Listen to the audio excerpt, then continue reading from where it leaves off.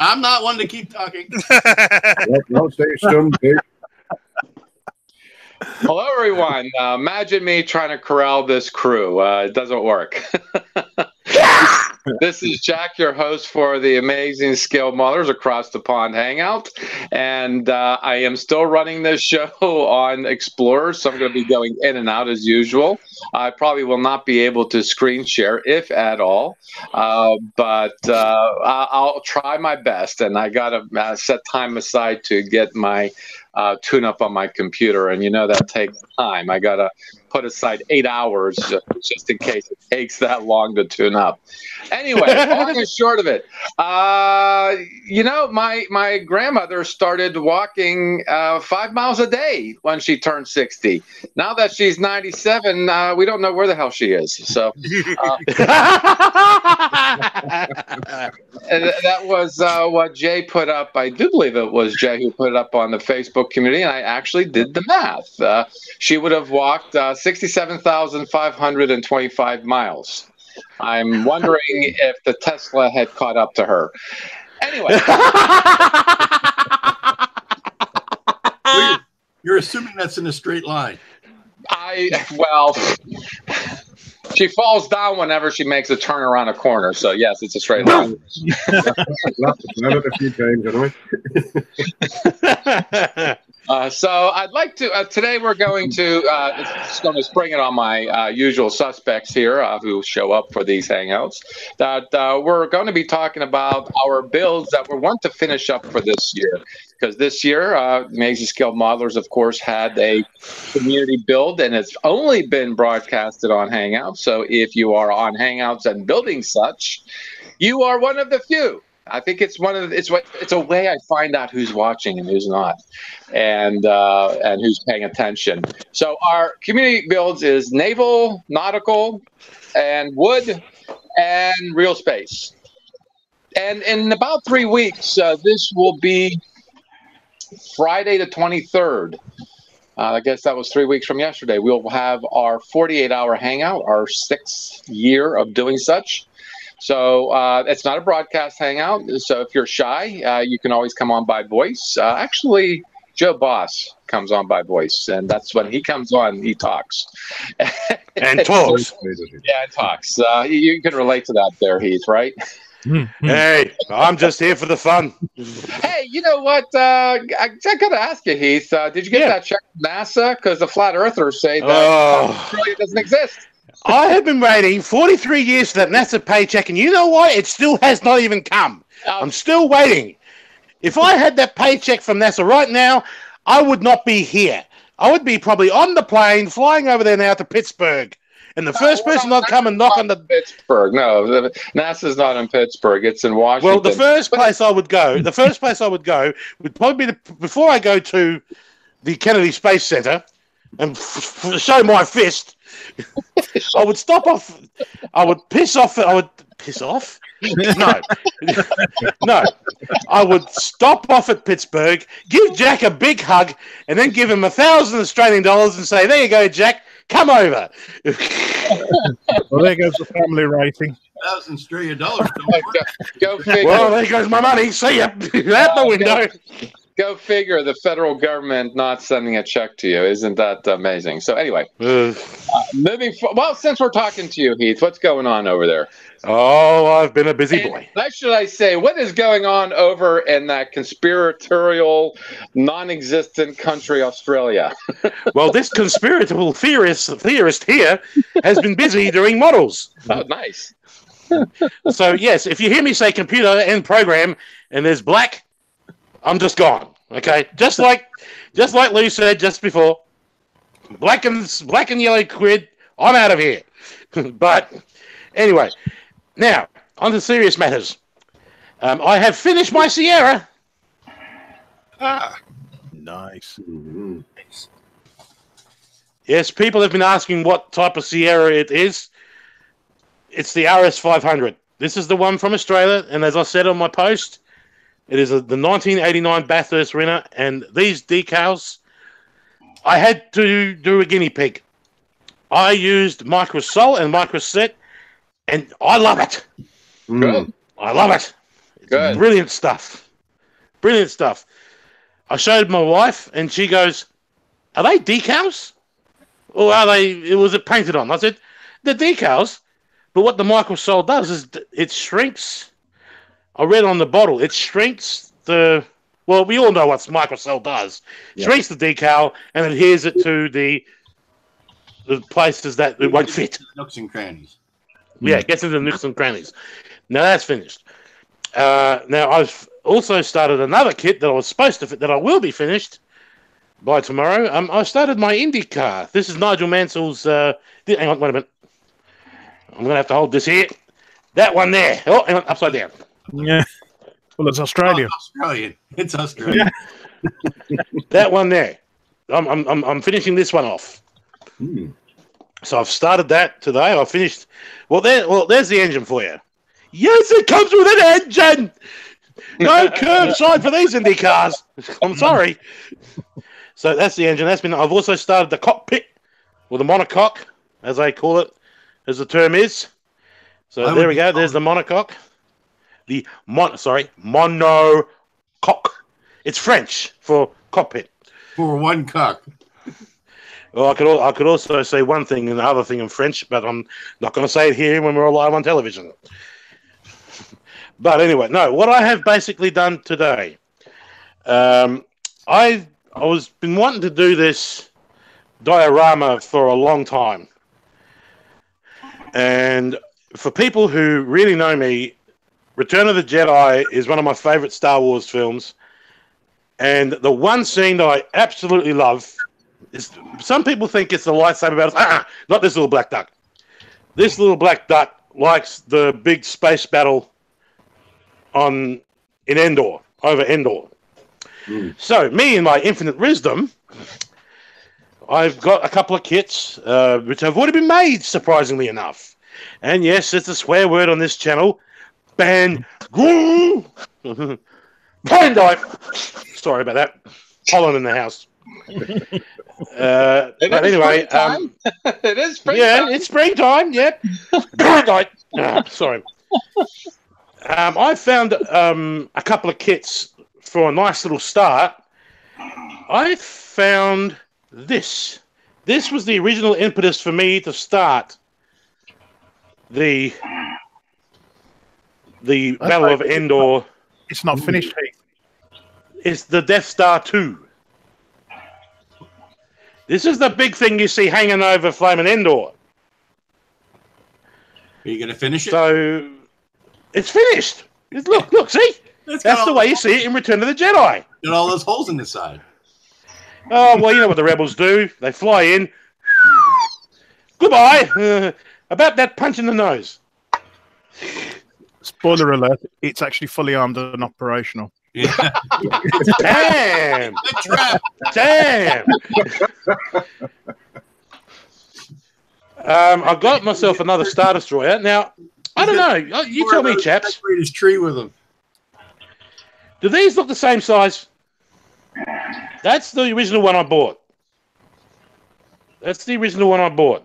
Which has been painted, by the way. I managed to find the colours. Well, let's put it this way. I even painted the engine bells. Okay. So these are the two Star Destroyers that I painted today. I found how to colour them. And I actually, at the beginning of the day, I lost one of the shield domes. It's a funny story. I lose it, and then I sweep up my floor, and guess what's there, right under my nose? The second shield dome. So I'm pretty happy about that, because this destroyer had one less. So I thought, how am I going to explain that in the diorama? Oh, that's okay.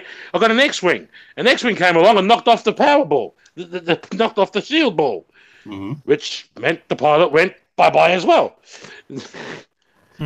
But then, it sounded like what sounded good in theory. I went and saw a video. I went and saw a video on YouTube when someone's put up the Battle of Endor. Not only did I forget, it's only a couple of ships and a couple of TIE fighters and stuff like that. Oh, hell no. I look at the thing, I'm going, oh, God. I'm going to have to try and get Rebel Corvettes. I'm going to have to try and get Flaming Medical ships. I'm going to have to try and get Mon Calamari ships. And they're bigger than the Falcon, the X-Wings, and the Y-Wings, and the A-Wings. And I'm going, oh, hang on. Then I'm going, oh, crap, now I've got to get the Imperial ones as too. So I've got to get a couple of more. So I've done a huge count of what ships I need. I'm going to need about like a stat. Well, I counted the X-Wings. There was only like about 5 or 4 X-Wings. So I've already got 2 X-Wings, so there's about 3. Y-Wings, I think there were a couple. I can't remember if I think I saw more A-Wings and B-Wings than I saw Y-Wings. I'm not quite sure. But I know there was a few more. I know there was more A-Wings than there were Y-Wings. And then what the hell's going on over there with Jamie? He's going back and forth, back and forth, back and He's forth. doing Max Headroom. Yeah, Max Headroom. He's just put me off. He's just put me off. What the hell was I saying? I was going to say, What got a whole the Max hell was I Headroom saying? thing going on there. It's What the Jamie. hell was I saying? He just put me off. You were talking about all of the ships you're going to need for your Oh, dive. yeah. And then, of course, right smack bang in the middle of the Imperial fleet is the Super Star Destroyer. Yeah, they don't have a kit of that as far as I know. No, they don't. I'm going, how in the hell? And that thing's huge. That's why they call it a Super Star Destroyer. Destroyer. It's a Star Destroyer. I'm still like, I'm still like going, how can I make a smallish version of that Super Star Destroyer and not, but it has to, but it'll have to dwarf the Star Destroyers I have, because the fleets of Star Destroyers, you've got like about 10 Star Destroyers and plus the flaming Super Star Destroyer. The worst of it is that Super Star Destroyer, if it was the same scale as your Star Destroyers, it would be like somewhere between 3 and 4 feet long. Yeah, here's what you do. You make a tiny one and you stick it into the side of your Death Star. Okay. Yeah. Ah, right. I got you. Like the scene where when it goes into the when it does a nosedive into the Death Star. Lawn dart. Yeah, just do the lawn dart version of it.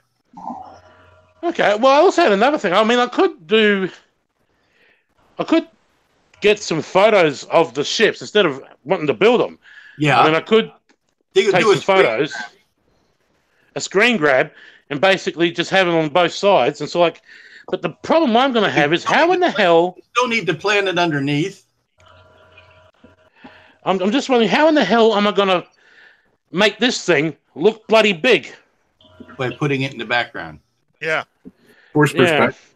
False perspective, because the rest of the other ships. Actually, it's a Star Wars thing. They're all forced perspective. Yeah, you're right there. Dump. All right, Heath. Am I sorry to interrupt? Am I the only one that's seeing Jamie as Max Headroom? Yes. No, you're not, Liam. I'm sorry, guys. I have no idea what's going on with this. I don't know what you're talking about, Liam.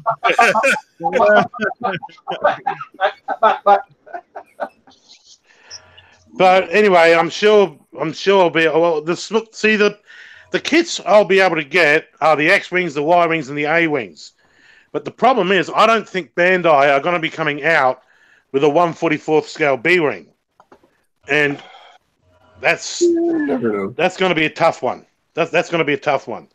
Because the thing is, those B-Rings are so hard to come by. It's not funny.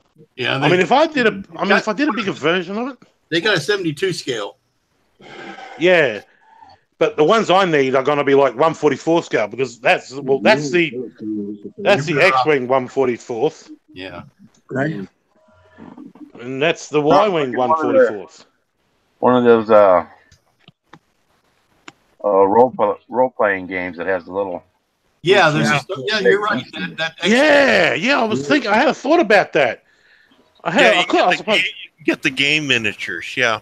Yeah. You can get your Yeah. own that as well. There's Those are really good. the medical frigate and Well, see, I've seen the medical frigate, and the medical frigate's only like about that big, and that would be right. Well, see, that's the thing. The medical frigate's like this big, like it's supposed to dwarf this. It's supposed to dwarf the X-wing. Well, you can see how big it is compared to the Falcon. Well, here's the Falcon here, and that's the same scale. And you know that fits up underneath the medical frigate, so you know. Yeah. Underneath it. So yeah. But I'm sure I'm sure it'll come to me. Not too many mixed scales there. You're just going to have to play with perspective and whatnot. Yeah. Yeah. Certain things I mean, most of these here, and then on top, and then on top of that, I've got to get more TIE fighters. Oh, you got to get a ton of TIE fighters. Yeah, that's not an issue. Yeah. That's not the big issue. Is how do I dwarf them? Do I get a bigger model kit, or do I just? Well, you're just going to have to play with your perspective. You figure out what your focus of your display is. Is it going to be the Falcon? Is it going to be whatever? And then kind of base the positioning of everybody else on that. Yeah. Well, it's going to be mid-battle. Yeah, but something has to be in the center of the picture. Something's ahead and something's in behind. So you have Well, to. if I had it my way, I'd put the. If I had it my way, I would put the Death Star in the middle because that's what all fine. No, I don't mean in the middle of the picture. I mean, what is the focus of your? There has to be a hero in your picture. Yeah. Oh, that's this. The main. Okay, so then base that. Okay, then you have if you have that Falcon, then you take, okay, what's a TIE fighter next to that? Well, if it's the same scale, you can bring it up closer. If it's a small scale, it has to be further away. Well, I've got these two here, but I know that the TIE Advance was not. I know this one was not in the Battle of Endor. No, this one was. Bombers, but they didn't have that. No, but so. Pardon? Yeah, that's exactly what I'm thinking of, but with not so much detail. Uh-huh. I mean, having let me put it this way: having the Death Star in the middle, that would be great. But it's the surrounding ships, like the Star Destroyers there, and then you've got the Falcon there, and then you've got like the transports, the medical frigate, and then the two Corvettes, the two Rebel Corvettes. Now, the Rebel Corvettes I've seen, and they are exactly the same size as the Moncals. Well, I think they are, aren't they? Or they're a little smaller than the Moncals. Trying to think. Well, those... Since you're in space, I mean, it could be any. It really throws off the perspective because those Star Destroyers are way too big in that picture. Yeah, there's huge. I mean, well, you've seen the size of them at the beginning of Star Wars. They're huge. Mm-hmm. And the Corvette is only like about that compared to the Star Destroyer. But unless you've got one ship sitting in front of another, it's tough to tell whether it's right next to it or whether it's 100 miles away. You could. Yeah, I mean that's what I'm saying. I've taken on a very big undertaking. Yeah, because it's just going to be. It's not just going to be like one ship and one Star Destroyer or one Rebel ship. This is going to be like an all-out battle, and then on top of all that, I've got to try and get the lasers and everything like that. Yeah, good luck with that. Oh, hello. Sorry. But, I'm sure I can work it out. It's just a case of trying to get, as you said, Lou, trying to get the perspectives in the right area. Mm-hmm. I mean, I've got a 1/44th scale Falcon. Sure, it might be from The Force Awakens, but I'm sure I can scratch build a dish. Or I have it coming out of the Death Star, but Phil's already doing that. Yeah. Well, Phil's already doing that. If it's coming out of the Death Star, there's a whole lot less ships to worry about. Yeah, no, but Phil's already taken that idea. Yeah. Phil's already taken that idea. So I can't do it. If Phil's doing it, I can't do it. Of course you can do it. Of course you can do it. Although I did say hello. These are Who only put that up? these Oh, are Bob, you did. only sitting about an inch apart, but the X-wing is a much smaller scale. Yeah. So that gives it this but the perspective is that it's much further back than it actually is. Once you put it in space, it's easy to fool the eye that way. Yeah. The thing is, though, I suppose I could easily just print out or screen grab instead of using my Death Star, I screen grab a picture of the Death Star and put that in the foreground, and then have the ships coming like facing the Death Star. Any way you look at it, you're looking at a very deep model. Yeah. The diorama. Very deep. Very deep. See, that's why I came here. One direction. Well, the thing is, in Return of the Jedi, you've got the Imperials this side, which are actually behind. Well, you remember that the Emperor commanded that they hold all the big ships back. Yeah. So they're way off in the distance. You could even go without them and just have a little dogfight going on in the front and the foreground. Ah, I didn't think of that. So instead of having the Star Destroyers, you just have the TIEs. Mm-hmm. And then you got all the Rebel ships and all the TIE ships. Everything is within a relative scale to each other. Yeah. And then you have all the TIEs and the ships basically facing each other off like they do in Return of the Jedi. Yeah, they were all being held back, and that's why the Falcon was able to get to the Death Star. Yeah, and that's because the destroyers were right behind. Actually, I don't know if they were behind the Death Star or they were actually behind the Rebel fleet. They were on the far side of the fleet or something like that. Yeah, far side of Endor. Yeah, I think the line is, but I'm sure I can work it out. I mean, it's probably the only diorama I'm ever going to build, and I wanted to do it with something that I love, and that's the. Actually, I think the thing that I think is easier is if you did a Star Trek diorama, like you had a 1/1000 Enterprise and a 1/1000 Reliant, that would be a lot easier. Oh yeah. Because you're dealing with the same size and you're dealing with the same scale. Mm-hmm. And I mean, with the Matara Nebula, you don't really need to make the nebula. You just screen grab the nebula, print it out, put it on the back of the flame, put it in the background. Yeah. And then you just have the two ships going at it. But then you got no room for your Death Star. Well, yeah, I'm just saying if it was a Star Trek one, right. It would be a hell of a lot easier because you'd have the Matara, you could screen grab the Matara Nebula, put that in the background, and then have the Enterprise and Reliant facing each other, or even still, have a Starfield, and then have the first action where the Enterprise cops it like big time. That's just reason number 123 why Star Trek is better than Star Wars. Because you only need 2 starships. Because it's easier to make the models. Or if you want to do something like from the Dominion War, it's like thousands of ships. Yeah, there you go. Take your Deep Space Nine model and just surround it. I'll tell you what, if I had a DS9 model, I would probably get some of the miniatures, like some of the Star Trek miniatures that you can get for that. The micro machines, and have them going around the sort of like Dominion and everything like that. The Micro Machine Defiant was scaled for that kit. Yeah, about that big. that big. that big. But that's. I'm sorry if I'm taking over. It's just we are too, Heath, but that's okay. It's just that I wanted to put it to your guys. Yes, very funny, Lou. That's very funny, very impressive. But yes, that's entirely out of place. Jack said we'd be on our own from time to time. So yeah.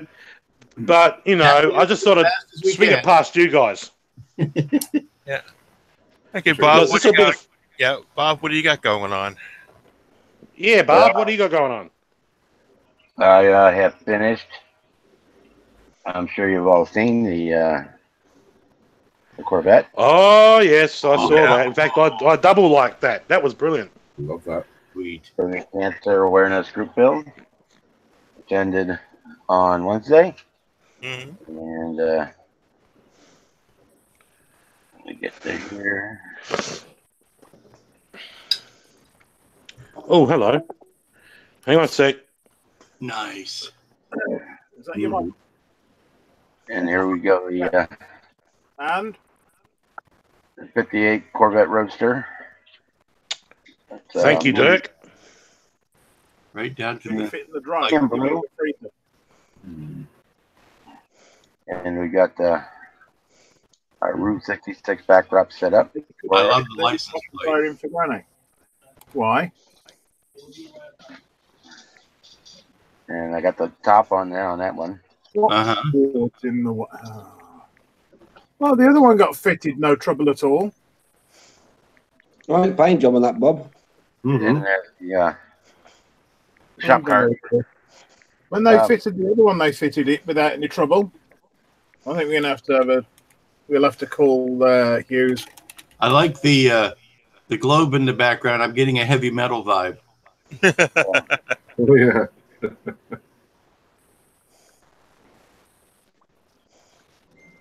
And we did a lot of bare metal foil work on this one. I was going to ask you whether that was foil or paint, but that is excellent work. Yeah, it's a lot of, there's some kit chrome, but most of it is foil. And a little Molotov pen also. Get it in there. Here's the interior. I like the deep colour you got on the wheel there, Bob. Which is wood grain on the steering wheel, and it has the decals for all the instruments. This is a really, really nice kit. I'd say. And turn the key. Oops. And the for my cancer awareness color, I used the light blue on the interior for the represent the prostate cancer. And here's a shot of the engine. God, I'm getting pinged like you wouldn't believe. The 283. There.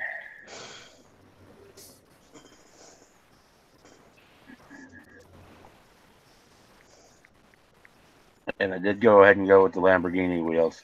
They just look so nice. They look like they belong, so. Yeah, it looks good. But that's the build. There's the underside here. Left it in primer, painted the frame basic colors, and ran with it. Nothing special there. So that's pretty much the build in a nutshell. Find my thing here. Stop sharing. Click back over to the other screen. Now I'm back with you guys. There he is. Pretty much all I've got going. And we're going into the dark season for me at work. So I don't know what else I'll get done before the end of the year. Between now and the end of January. Yeah. So they did tell me yesterday I had to get Thanksgiving off. Well, you guys are.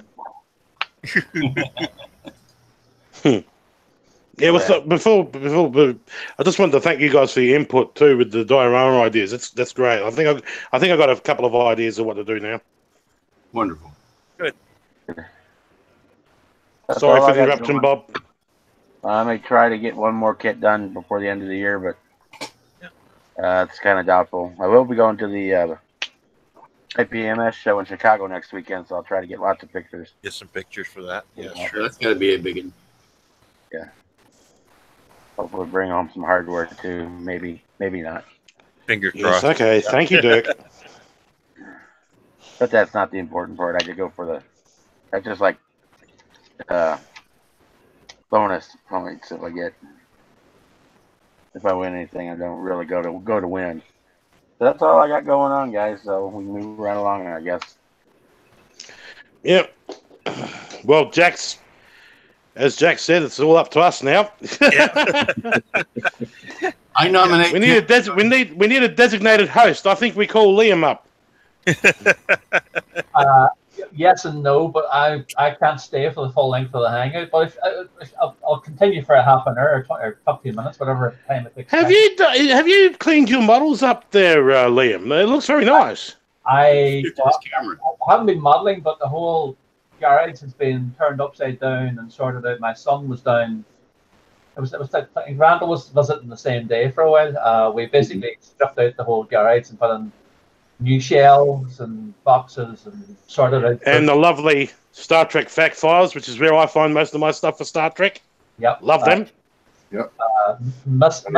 He hasn't noticed what I snuck out under my coat yet. Well, don't tell him. Oh, I can see the 2001 Flaming Kits there. Don't worry about that. Oh, I know. Too much stuff, Randall. That's the problem. I need to catalog it all. I mean, between was it Voyager? I mean, 1, 2, 3 Voyagers, which is just silly. Like Klingon. Bloody hell. Actually, 5, because there's one original kit there, right underneath the runabout. Oh yeah. Is there? Yeah. You got one. You got 4. You got 5 of them. The monogram. 1, 2, 3, 4. Yep, that's 5. Yeah. That's the original monogram one. The rest of them are all the Reveal version. So there you go. But Yeah. Too many. I don't know why I put 5 instead of even coming to the first one. So.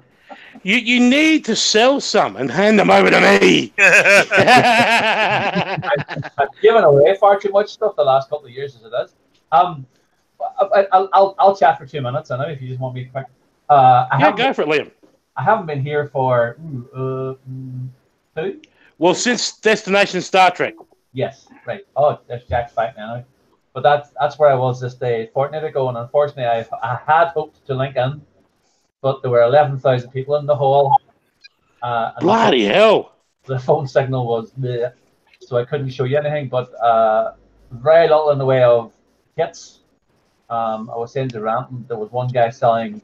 He had 2 K's fighters, and that was the only Star Trek kits I saw. Even though there were 9 dealers there selling everything Star Trek wise you can name. But the big thing was Eagle Moss were there with their the Starship, the Series A issue on a These ones. Yes, and they had the Enterprise and the Shenzhou and Tin Man from TNG and things like that. They're definitely Tiananmen. Sorry. Was that the Tiananmen? No, it's the episode called Tin Man. Oh, Tin Man. The Goku. The Goku. Yeah. And a whole series of other things. And they're doing the XL kits now as well, which are the larger versions. They're sort of more of a big 9-inch sort of size. They are nice, but they're expensive. The only one I've seen of that one was the E. Yeah, well, they have a whole series now, and that they seem to be the more popular ones. People seem to prefer to buy those rather than the. The problem with the other ones is it's a bit like the Star Trek fact files. You sort of think, I've had 184 issues. There surely can't be any more ships left, but you keep finding more ships to add on the series. Well, there's my Enterprise E. Yep. And here's my favorite. My absolute favorite. All good things Enterprise. Yeah. I mean, you know, they are superb. They had a Halloween offer on a sale on last week. They were some things were a third off. I think there were some very good deals. But it's another one of those things you literally collect and collect and collect. You have no space left. There's a guy in Ireland called Chris Judge who's a Trek collector. He's a Facebook page and Irish Trekkie. Well, that's another guy. That's Damien. They do a podcast together. But he has, I mean, the way I'm sitting here, the whole of his back wall is basically those models. He does build some kits as well, but he just buys those things. They are nice. They're superb. The only other thing I did see was Animos were there, and they had the Discovery model. The $9,000 one, which was lovely. What? Yep. Gorgeous, lit, everything else, that gold sort of finish, about 3 foot long. Fantastic, but $9,000 is, I think, a bit rich for most people.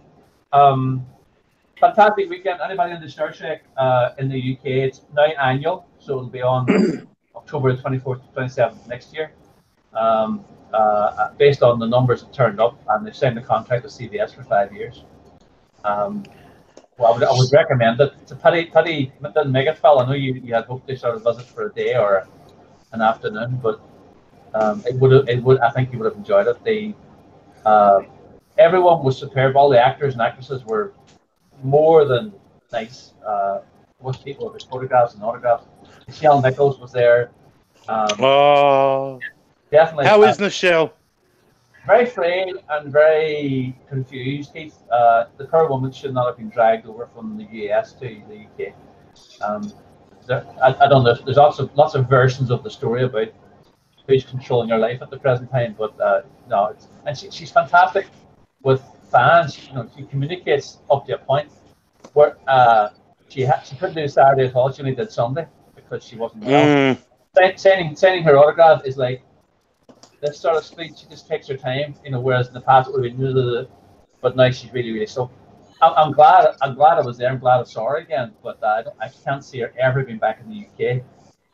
There was talk about her doing one more convention in the States, and then yesterday they announced that she's a guest for Las Vegas next year, which it's crazy. William Shatner, 87, he's in better condition than I am. He's a Spencer Tracy. Yeah. He's a Spencer Tracy. I'm sorry. Harv Bennett was right about Bill. He's a Spencer Tracy. He's ageless. Yeah, he's 87 years old and will still kick your ass. Yes. Yeah. I think it's part. I must admit, Liam, I'm sorry to interrupt. Yep. But I loved your Next Generation film uniform. That's the most accurate film version uniform I have seen. That's brilliant. A guy in Seattle, in Washington, not Seattle, in the Canadian one, Vancouver Island, a guy called Chris Bruin. If anyone wants a uniform that's perfect, he's the man. Probably got it from the set. Well, everything's totally accurate, Lou. I know we're not talking about models, but if you're remotely interested in the Star Trek uniform, go to Chris. Yeah. Liam, sorry for interrupting. Yeah. Where did you go? Did you go to that thing they were selling, the Admiral packages, and was that where you went? Yeah, at the NEC in Birmingham. Yeah. Yeah. Was it good? I've been to every one since 2012, Jamie. So 2012, 2014, 2016, 2018. The first one was fantastic because they had all 5 captains. We thought that could never be beat. This one was very close. In some respects, the guests, the crew from Discovery were all there except for Michelle Yeoh. Every single one of them went out of their way to talk about the whole thing. Jack just asked me something. I'll just answer him. Doug Jones, who plays Stamets? No, Saru. Saru.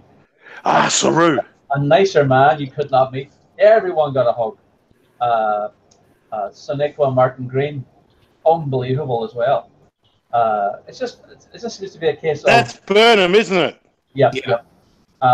They're all fans. They all love the show. They all love working on it. Jason Isaacs spent an hour on stage, and again, superb. If you're a tall Star Trek fan, go to the Destination Star Trek event. You don't have to buy the crazy. They had no tickets, £3,000.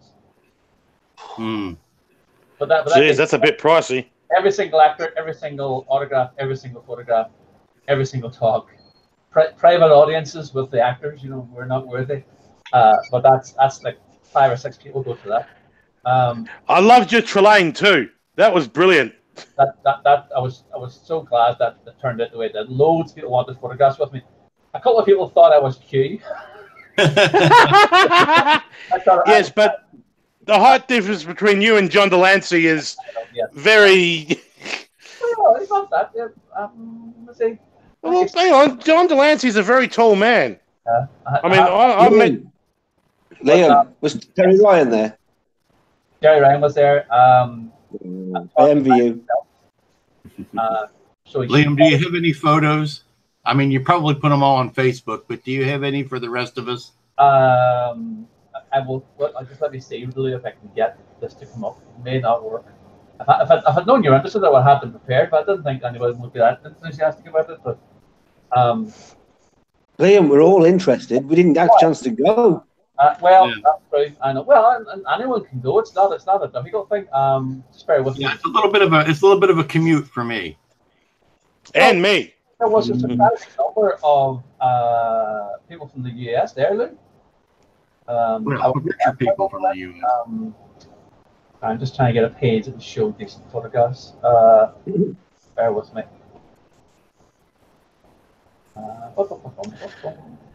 Geez, so much for a model show. God. We're doing everything but. I just thought I'd let you guys know that I'm hoping to go to the Telford show at the end of this month. The big one in Telford. Yeah. So yeah. I'm hoping to take photographs if I get round to going to it. So I'll post them up. I'll share a couple of pictures just to see. I'll show you this one. Whoa, there it goes. There we are. Oh, yeah. Oh, here we go. A female can, and she's Norwegian, and he's from the UK, Niall Matthew. These three girls on the right are the Trekkie girls who have a Twitter account and basically go to all these events. And that's who's that guy who looks like Scotty? Oh no, I couldn't possibly comment. So is that an admiral's pin or a captain's pin? The guy in the middle there is wearing an admiral's uniform. I'm just wearing an ordinary captain's uniform. But everyone wants the Monster Maroon uniform. These are all handmade or made by us. To various different degrees of finish. Oh, look at those pictures! Hey, look, he's wearing a red shirt. He should be dead. Well, 2 seconds later, they're all dead. Yeah. Well, they're all dead. There's some families too. I know. So we did this thing. We're hoping next year they have a lot more. It was a great weekend. Let me see if I can find.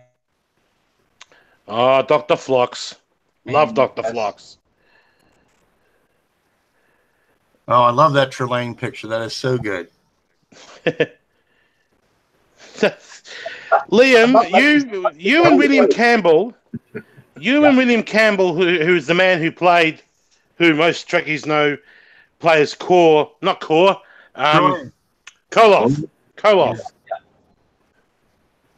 That was the masquerade competition. So you had Ferengi, Borg, the Salt Vampire from. Oh yeah, I see her. Yeah.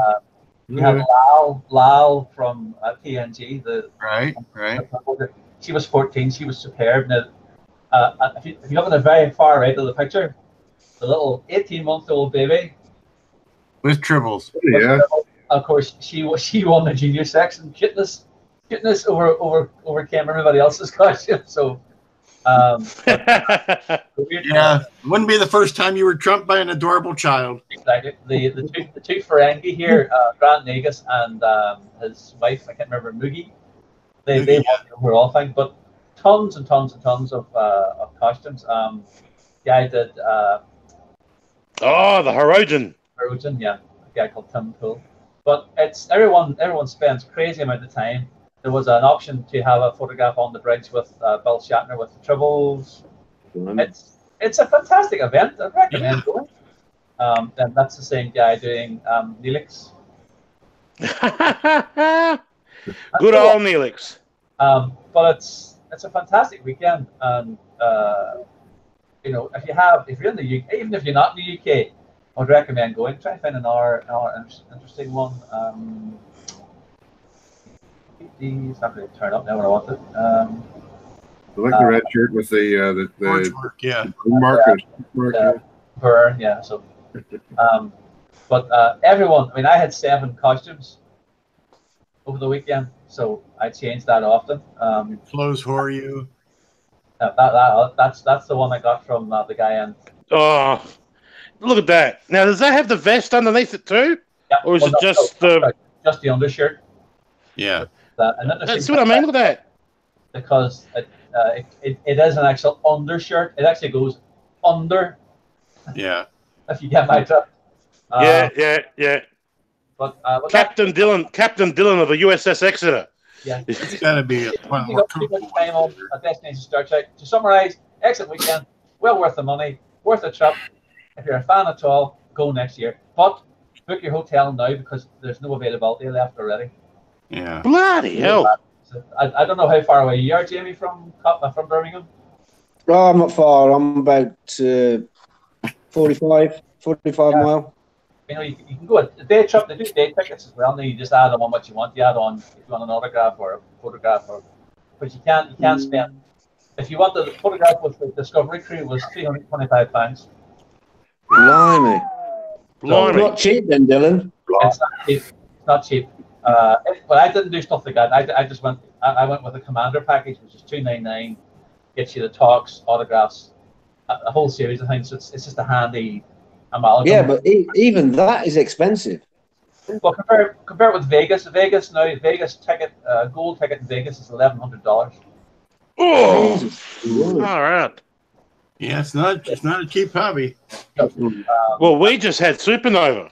We've got Supernova happening right now. Yeah, people spend, they go with every intention of not doing this, not doing that. But once they're in the place and they see the excitement takes on, and then at night time, is it coming to Birmingham next year again? Then yeah, Birmingham, same place, 24th to 27th of October. So it's almost like a Halloween next year, just before Halloween.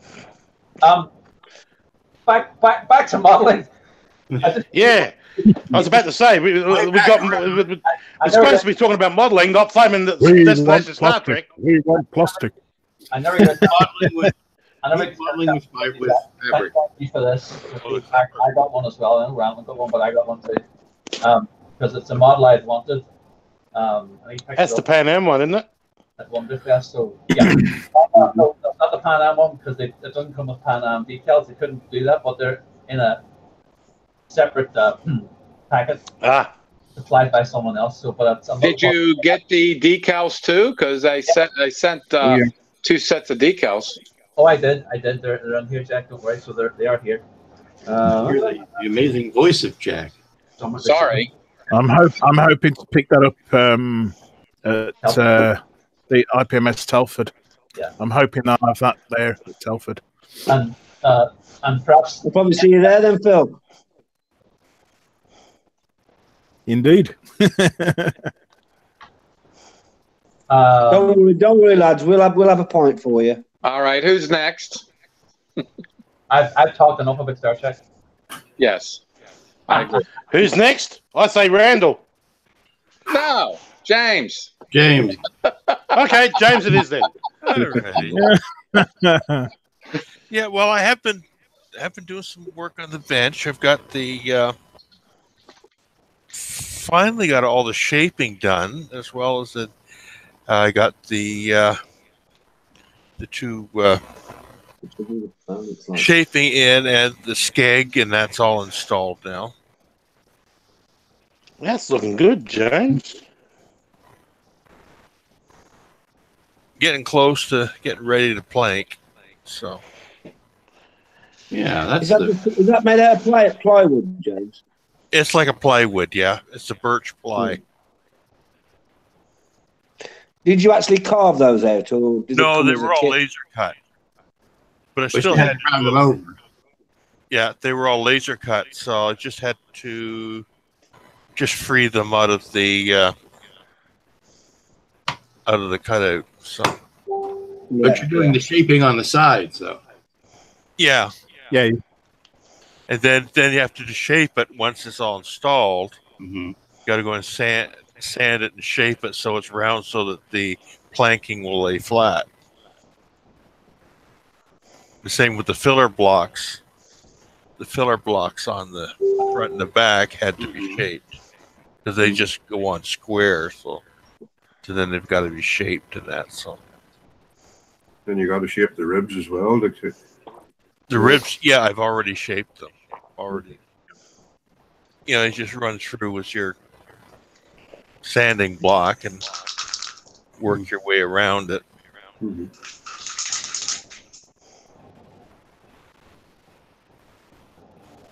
So one thing I ran up against is the way I originally had the ribs glued. They all came loose from the sanding. Oh yeah, because you're tugging on them. Yeah, so I had to re-glue all the ribs back in. I glued them. I kind of cheated with the way I glued them the first time. It didn't. That's why they came loose. They weren't glued all the way down, so yeah, that's why they came loose. Is right. Cutting corners. Yeah. Mm-hmm. So that's pretty much where I am with that. It takes a bit of time, because especially when you're gluing, and then you got let it sit for 7 or 8 hours before you can do anything else. So lots of use for the clamps, that's for sure. And the other thing I got is I got a couple of models last week. You might have seen on the site. Just give me a sec here.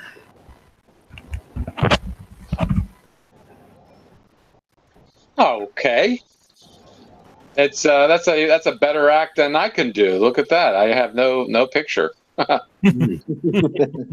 Hi, Jack. Hi, Jamie. Hey hi, there. Bob. Hi, Liam. All I right. haven't had a chance to say even hi because my problems. Yeah, you're just a talking A. Yeah. It's been called worse. A? I picked up 2 of these of the Interesting. At least of you're the doing Max Lindbergh Headroom, of Jack. the Lindbergh flintlock pistols. Oh, so that's one of those 3D printed guns we've been hearing so much about. Yeah. Can I ask Well, how much you paid for them? $5 a piece. Any chance of getting 2 more? Get out. Yeah, they're $5 a piece. I picked them up. I picked them up at Princess Auto, which is That's odd. it's more like a tool store than anything else. But they had some in the back. They had some on the shelf. So I picked up 2 of these. What I'm planning on doing for these in the future, I got 2 of them. I'm going to build a dueling set. Uh-huh. So what the reason I'm asking is for my Trelane cosplay. Yeah, that's perfect for Trelane. Yeah. Yeah. I couldn't get. I was trying to find the Lundberg ones in the UK. No one had them, so we shall talk later. Well, Liam woke up. The other all one. All of a sudden, he's ready to make a deal. Yeah. Yeah, that'd be a good Trelane addition to your costume. Send me your plastic guns. Although there's two. Sorry to interrupt. There's 2 models I built in the 70s of guns. One was of a Colt 45, and the other one was it's like my rifle, a Winchester rifle. And I wish I could get those kits now, but they just don't seem to exist anymore. Yeah. 1-to-1 scale, they were superb, really, really nice. Whatever happened to them? But sorry. Yeah, but now you have to paint the end of them orange. Oh, I know. Well, although they're not too at conventions, they're not too bad. At the Star Trek convention, the weapons are identifiable as not being normal weapons. The irony is, you can probably get the real thing cheaper than a model. Yeah. Yeah, that's true. And right, but James, I mean, it's looking good. That when you say you mean a sort of in a case? Is that the idea of putting them in a case, or your dueling set? A dueling set. I'm going to build a case for them. Yeah, so that they're in there, and probably scratch. I'll have scratch built the other accessories.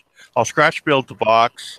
I'll scratch build the powder horn, and it's easy enough to make shot and wadding stuff like that. So nice, very nice. So the other thing I picked up is more like reminiscent of my childhood. Oh yeah, I did just for fun because last time I built one of these, I think I was like 12. So yeah. Wait in a minute. A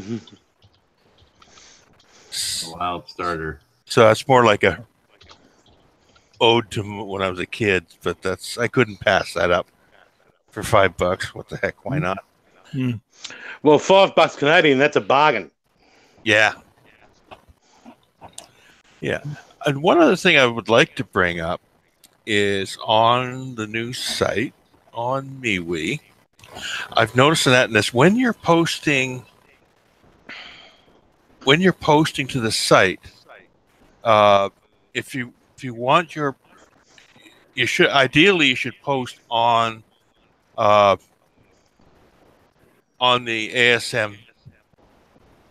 ASM group in order for it to go onto the group. Because if you just post it on your timeline, it doesn't go to the group. Yeah. But yeah, I've noticed that. Yeah. So because a lot of them are just coming up on the timeline, which is good, except it doesn't go to everyone that's on unless everyone's your friend, you're not going to get everybody's post. Yeah. So it should post it to the group. Then if you look underneath in the bottom after you post it, there's a share. If you click on share, one of the items you can say is you can copy the post to your timeline. So you can click on that to timeline if you want your post also on your timeline. So rather than posting on your timeline by default and hoping that the group gets it, you post it to the group and then let your timeline get it. Yeah. Okay. Makes sense. That way everybody can see all the posts, because I'm noticing most of the posts are coming up on the time. People are doing them on the timeline and not on the group. So the posts aren't going to the group. I've noticed that too, Jim. So I ran an I've been doing mine. I've been posting straight to the group, but I did an experiment last night with the share, and it works perfectly fine. All right. We should have a little no smoking on camera. He's not hurting you. Actually, I was just thinking about that. I hang out with the smokers because I like the smell of smoke. So, Jamie, if you blow smoke in the camera, I will not be offended. You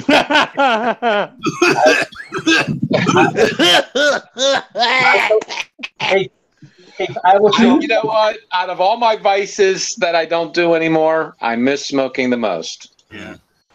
What are you saying, Liam? I'd rather be a social leper, boys. I don't care. I enjoy a fag. I still do sports. I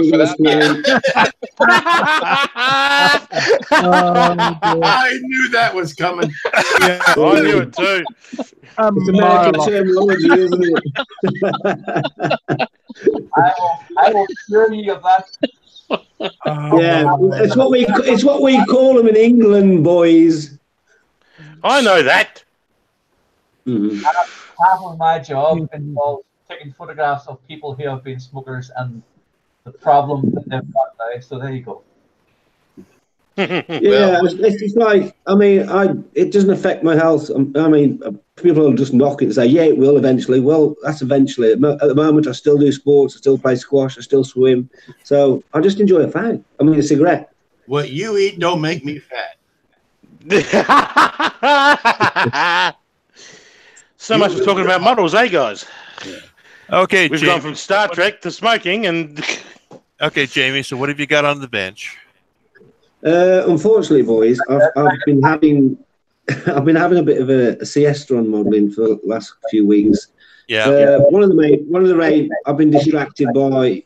As you know, I'm in a new relationship, so it's kind of like it's took the distraction away from me from modelling, which it shouldn't do, but it has because it's all new. So I haven't actually met anything. So, but I thought I'd come on the Hangout because I miss you guys, and I miss the Hangout, and I miss talking about modelling. He misses us, guys. Can you believe that? He misses us. Yeah. You picked the wrong week to come back. Computer couldn't handle it. I've still got the Voyager to carry on with, and I'm going to, when I get round to it, Christmas. The trouble is, though, Christmas is coming up, and you get sidetracked a little bit off the modelling, don't you? When Christmas is yeah, that's true. Plus, then you get loads of hours at work to be done, so it's kind of like it's just one of those things. But hopefully, in the new year, I should be back on the bench properly and getting back into the activity of what we all know as modelling. Yes. But apart from that, no, I haven't actually been doing any. So, unfortunately, I haven't got anything to show you. Well, sorry about that. Well, I think it was a pretty neat Max Headroom impression you did earlier. I just don't know what was going on there. It was kind of like, God, what's going on here? It's like my camera was still, and it was on the screen. It was like I was doing the max headroom. And I thought, God, it must have been the signal or something. I don't know. Yeah, it might have been. Have you tried turning it off and turning it on again? Yeah, that's what I did. I basically turned the camera off and turned the camera on. As a quick aside, I found this picture which I took at the show, which has been used on TrekCore for those ships I'm talking about. I don't know. It's the New Enterprise or the that's the Discovery Enterprise. The Discovery Enterprise. I don't know what the opinion would be. I love it. I think it's a. Sorry, Heath. I think it's a great representation of one of our beloved ships. Honestly, I think it's a great representation. The only thing I don't like is the gaps in the potato peeler. I don't like. That's the only thing I don't like. Everything else. Well, anything's better than the JJ prize. Is that the Discovery version of the Enterprise? Yes, that's the Discovery version of the Enterprise. I thought we were getting back to modeling and not Star Trek. That's a model. It's a model. Yeah. The fact somebody else made it and you buy it that way. Yeah. And it can repaint it. You can do what you like with it, so it's just an option. But no, they're doing a larger one as well, I think. And then obviously the model kit by Round 2's got the license for that. Yeah. So next year, hopefully that will appear. It's a nice ship. It's a nice ship. It's an homage rather than a redesign. I just think it's a great honor to have the Enterprise in there. Honestly, brought to you by the fine craftsmanship of John Eves. Are you done there, Jamie? Is that it for you? Yeah, sorry, Jack. I haven't. I've got nothing to show you, but like I said, I miss you guys, and I wanted to join the Hangout and see how everybody was doing what we're making. Well, we miss you too. And thanks for joining us, incidentally. I can't show anything either. I think that's perfectly clear. To keep in with the tradition of talking about modeling in this show, let's talk about Lou's Star Trek build. Yes, let's. I just finished watching the video before we started.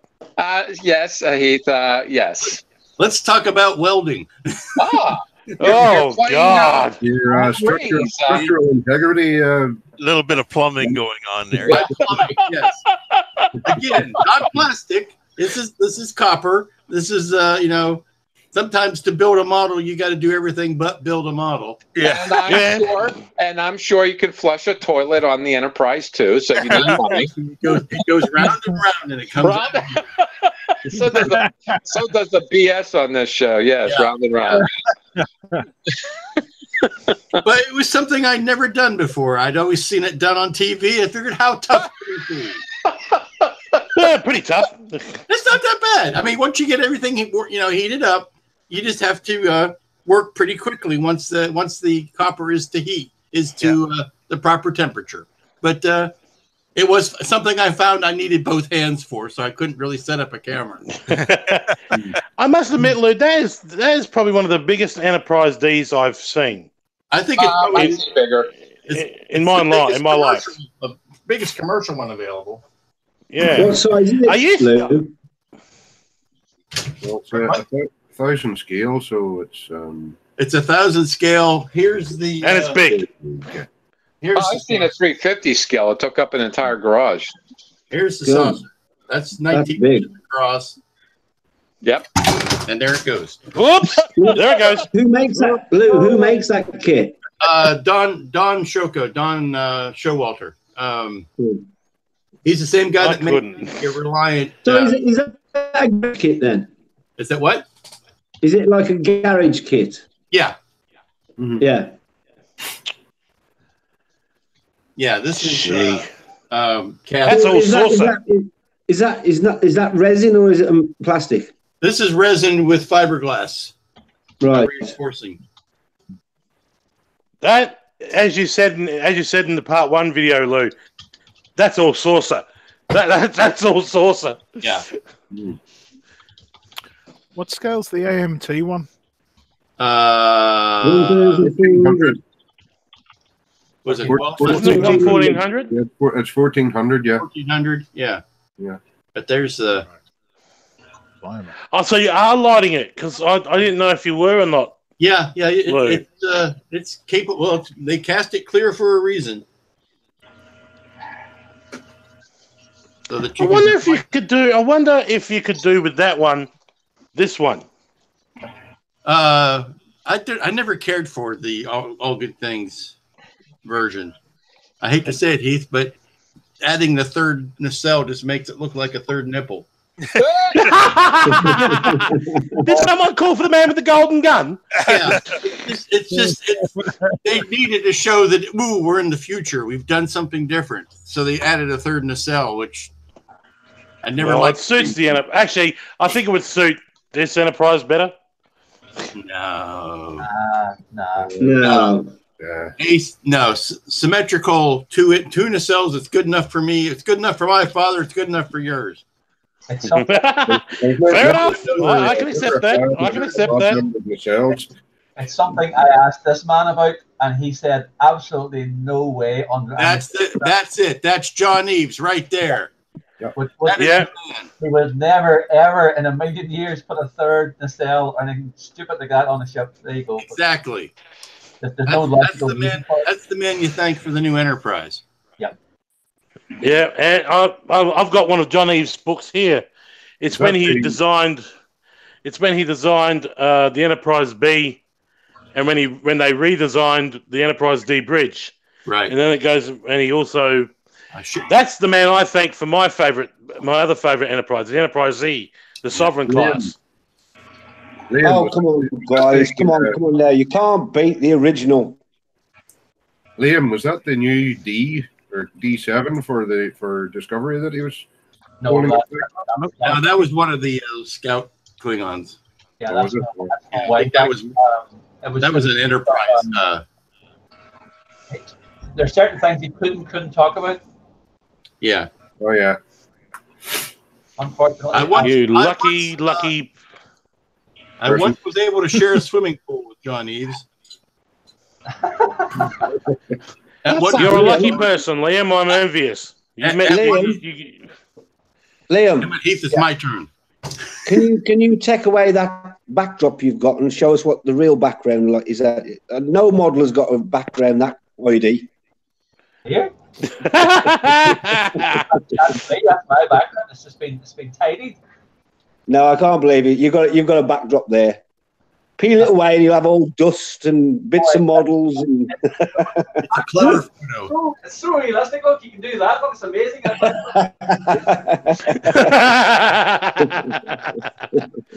Don't argue with the captain. Where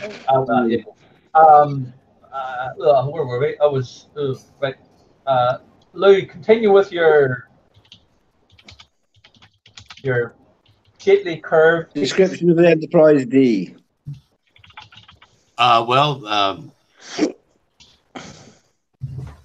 That's really all. That's really, if you watch the video, you can see how much I got done this week. But that's pretty much all I've been working on. Yeah, I saw the video, and yep, that's all he got done. Yeah. And that are you doing? I haven't seen the video, unfortunately. I assume you're using not a welding torch, but a heat torch of some kind. Yeah, I used an acetylene or butane torch, I guess. It's maybe acetylene. No, it wasn't acetylene. It was propane. Is the model not strong enough on its own then, Liam? I mean, Lou. It is heavy as all get out, and better to have that in it than to have it start drooping because the D is so nose forward anyway. Anybody who's built the model knows it's sitting like this. I just want to get a size comparison. Have you got the deflector dish? Out in the other room, yeah. Oh, okay. No worries. I just wanted to see the size of that. Well, you talk amongst yourselves. I will be back in 1 second. And while Lou's gone, we'll do a short advertisement. No.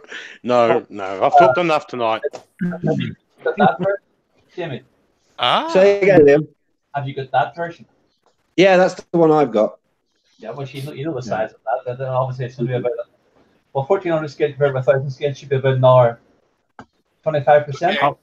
Here is the model you all know and love. This is the yes one you can. Oh, that's nice heavy, all right. I get the stand. And there it goes. There it goes.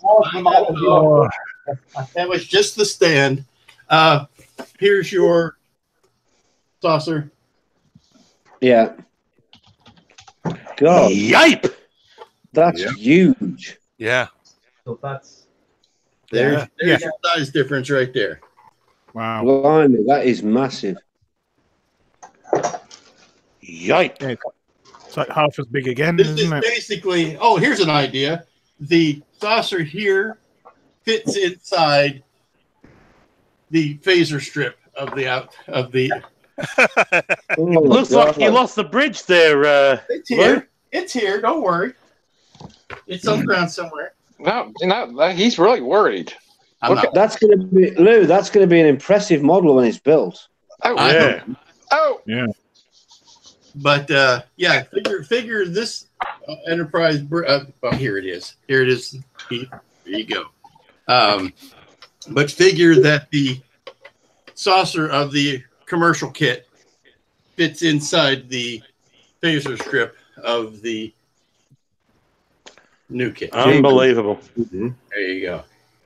That is huge. That would cost a lot of money. That 1,000. It's more the emotional toll. Oh well, yeah. How much is that kit, Lou? If you don't mind me asking. Oh, I think it's around 400. Blimey. bloody hell! quite reasonable for what it is. But I'm hoping I'll make that money back on the templates. So Hmm. because there's enough other people out there that are interested in getting the kit that hopefully it'll end up paying for itself. That's the original AMT one, isn't it? Like the original. This is the AMT. This is the original 1980s. As soon as it came out, the first time I built a kit, I pulled this thing off the shelf for reference. I mean, of course, it fell and broke, and I had to put it back together. But I opened up the engine, and there are incandescent bulbs in it. Oh, Little man. tiny sockets, little tiny screw-in flashlight bulbs. That's how old this thing is. That was the God's sake. fiber optic version that they put out. Yeah. Oh no, this isn't even the fiber optic version. No, this is like the original out of the box, but it does have that horrible raised Aztecing on it. I had that. This was all hand painted. This was all hand painted back in the early 80s or late 80s, I guess. Looks damn good for his age. And they're just Yeah, popping it. we could all stand to do so well. Yeah. Decals are falling off. It's a mess. But that's it for me, Jack. Back to you. okay. Thank you very much, sir, Lou. I got to see your video still. I just got as far as you showing the loop of copper pipe on top of the bottom section. So that's like within the first 5 or 10 minutes of the video, but I'd like to see the rest. Definitely anybody who wants to see how he's doing an armature for a larger 1,000 scale Enterprise. It's actually quite interesting because you did an armature like that in the 350 Reliant bash build that you did. Something similar, yeah. You used a pretty heavy steel plate. I think you overcompensated. Is there a reason? I think I did too. Is there a reason for that overcompensation? No, I worked with the available materials, and that was available. And the available talent that you had around you. You had your brother-in-law cut that, right? Yeah, he cut that. He cut that piece for me, but I did all it. And he's working on something for this Galaxy class. That if it works out better than my armature, I'm going to end up using it. But if it doesn't, then I'll use mine. Curious. I've been wondering because now that I'm getting my workbench together, I got to buy one more. I bought one of these sewing cutting mats from Walmart, and it's perfectly sized. I haven't actually used it as a cutting mat, but I hope to take care of it better than I've taken care of the Hobbyco ones. The Hobbyco ones you can't get anymore because Hobbyco is no longer in business. And further, I just don't want to spend like $50 on a mat that I'm not sure is going to work. But of course, James did give me a link to a place where they can customize it. But I don't know. I think I want something as rigid as the sewing one because it doesn't bubble up. Michael's? What's that? Did you get that at Michael's? No. I wish I could show you. No, this is from Walmart, and they're sewing. Michaels has different sizes of those in their crafting section. Yeah, this one's a 24 by 36, and the area I want to cover is 24 by 72, so that should work just fine getting two. Yeah, so later, after the show, I'm going to go out and maybe get a buy another one to cover it. But the reason I'm bringing this up is that I want to start doing some scratch building, some really big stuff. I'm thinking of a pretty large X-wing, Star Wars X-wing. As much as 4 feet long and something of that nature, something that big. Have you ever considered doing something like that on a scratch, like a long-term scratch build like that? I've considered it and then realized I'm no good at that. Really? I am better at adapting something that's already existing, but I have a poor eye for making sure things come out symmetrical.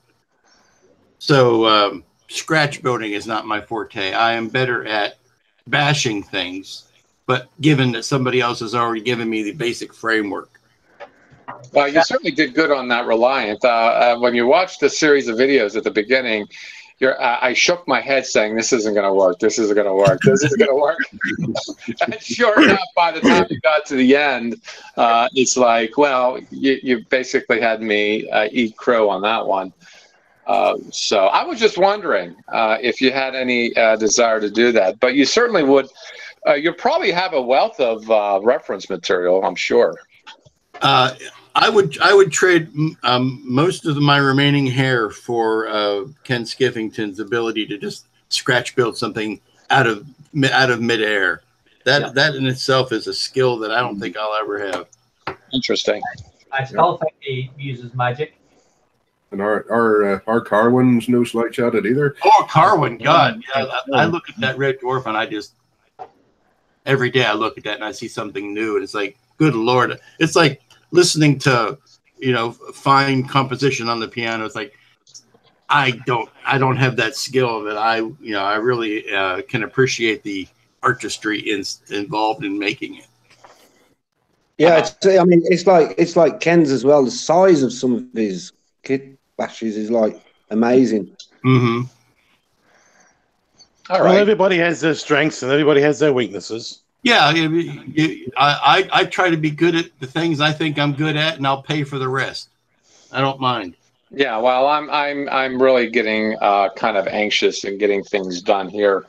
I don't know. There's not much to show anyway. It's I gotta say I made a observation that Liam used to broadcast from a pit of disaster. and now look at him. Look how neat and tidy he is. It's a bit. It won't last. It won't last. I can do it.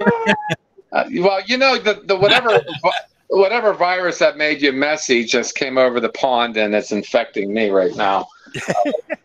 It's too many things at the same time, Jack. I will put this down here for 5 minutes.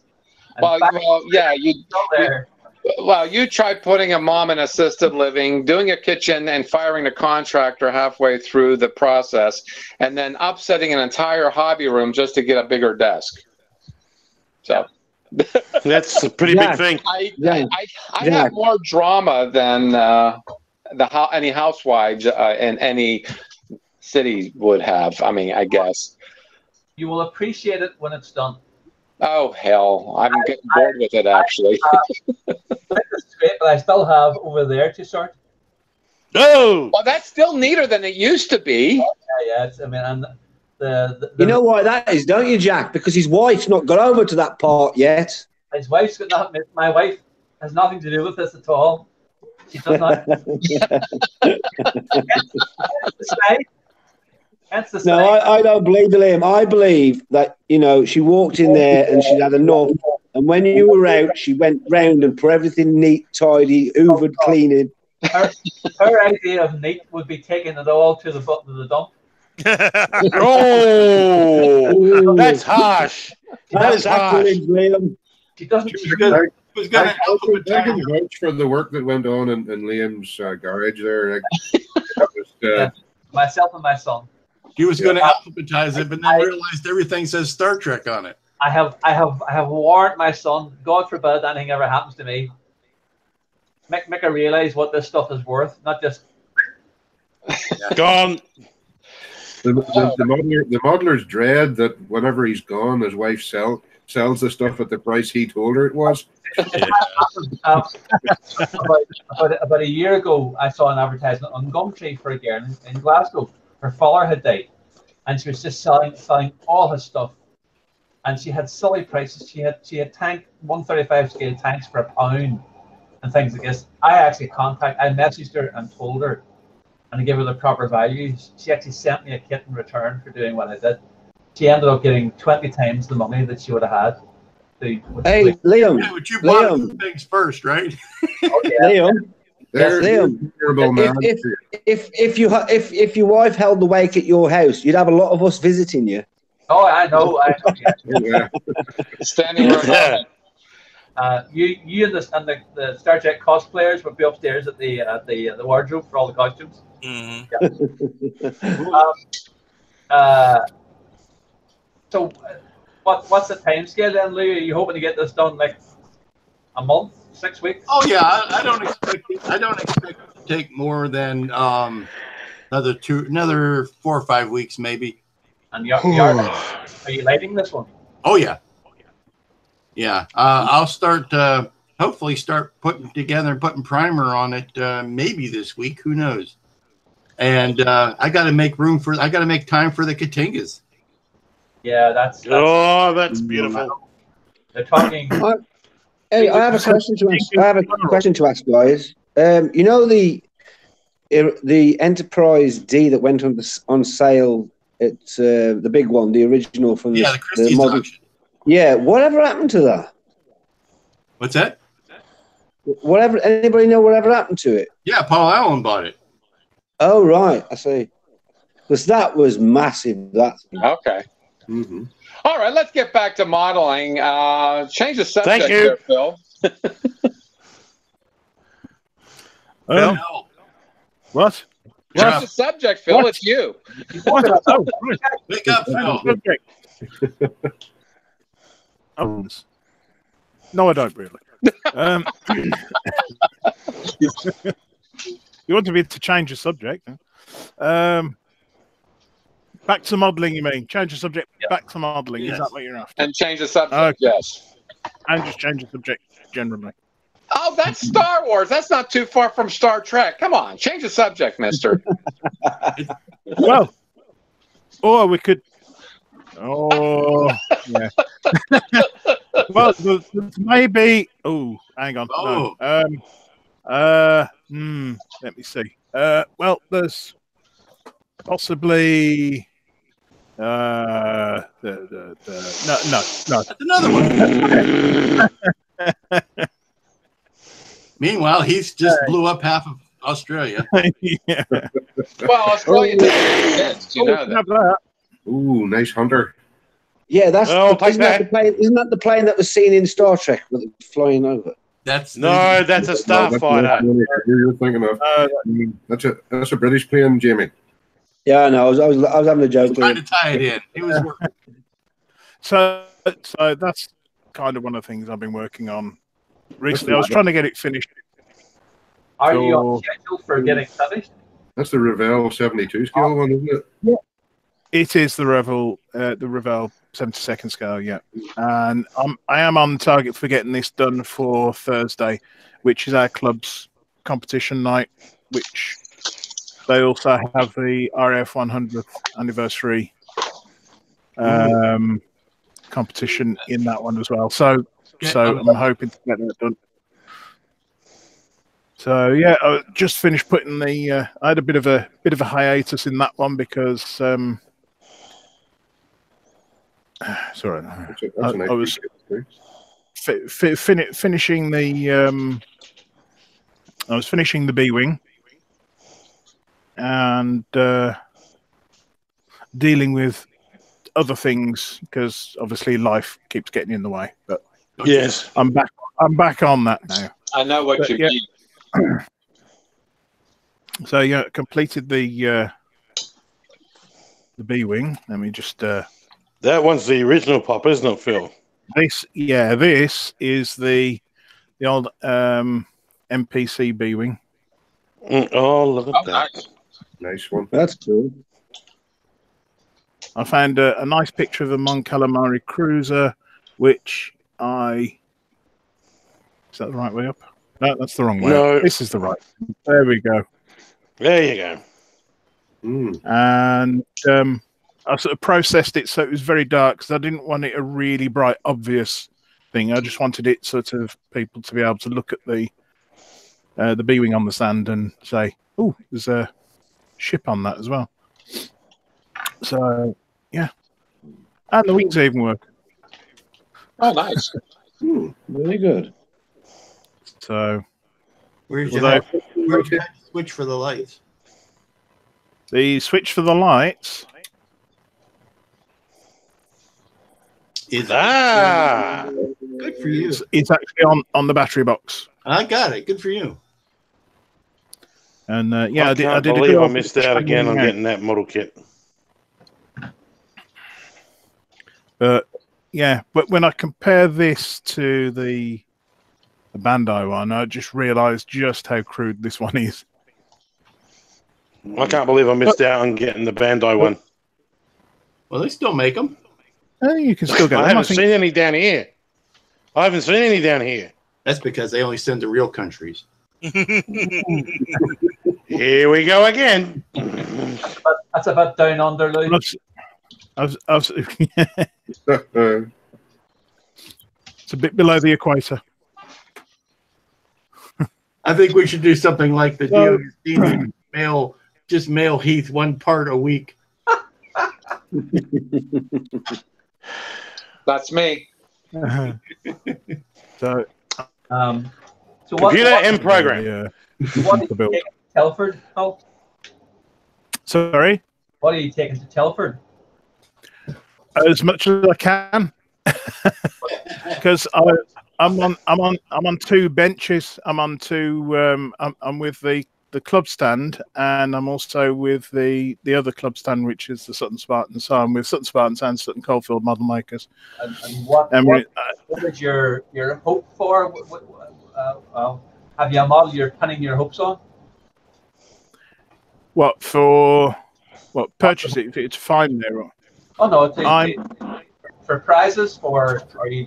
Oh, Awards? no, Yeah. no, I'm not entering anything in the competition. Right.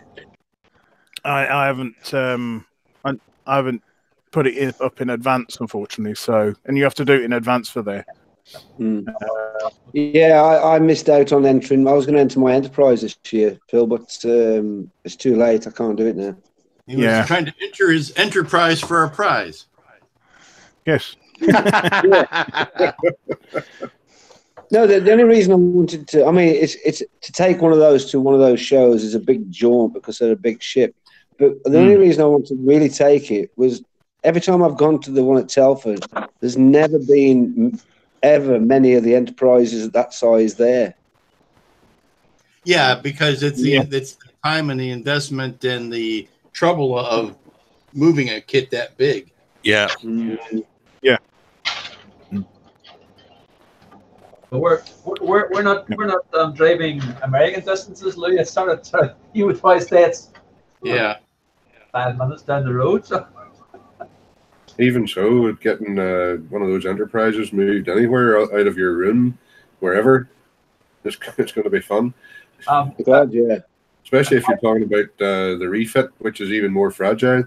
Oh, yeah. Yeah, what got me thinking when you just said that there, Randall, is the movie What's Eating Gilbert Grape.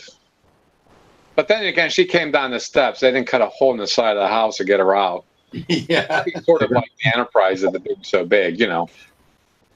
But again, I do have a hole in the side of my house because of the contractor. Anyway, enough of me. How about what's going on there, Phil? What else? I'll just share because I was quite pleased with how the pilot came out. Because that's to modify him a bit. So yeah, now very few of you have screenshot sharing to do, and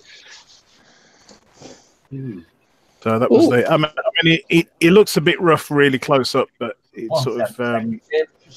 Yeah, considering he's going to be sitting in an enclosed cockpit. Yeah. It actually. He's been decapitated. He's been amputated. Defeated. He has. Yeah. I've got a feeling that the Rebel cockpit is rather too shallow. It's all that, or the enough about me. What about you, Phil? Yeah. That looks like my half brother. Standard practice by the pilot in the cockpit, yeah. But once he's in, it's you're not going to see that much. Yeah, that's exactly. And, it's more standoff. Oh, that's the. I like the way you turned the head and then had it and then reapplied the face mask. Yeah, that's the actual pilot I decided to use. I did, in fact. Do I have the? No, I don't have the pictures. Yeah, that's how it would have been, and I cut all that off and basically, decapitated him and turned his head to one side. All the times you got to plant half their butt off too to get them to sit in there. Yeah. Also, we did the jet. And these are the wingtip nav lights, which were just molded solid on it. So, wait, then you sand those down, or yeah, sand them down and polish them, and that's what you end up with. I've got to go, guys. I'm getting tired, so I'll talk to you guys later. Okay. Bye. Thanks for having me on. See you. Night, Heath. Bye.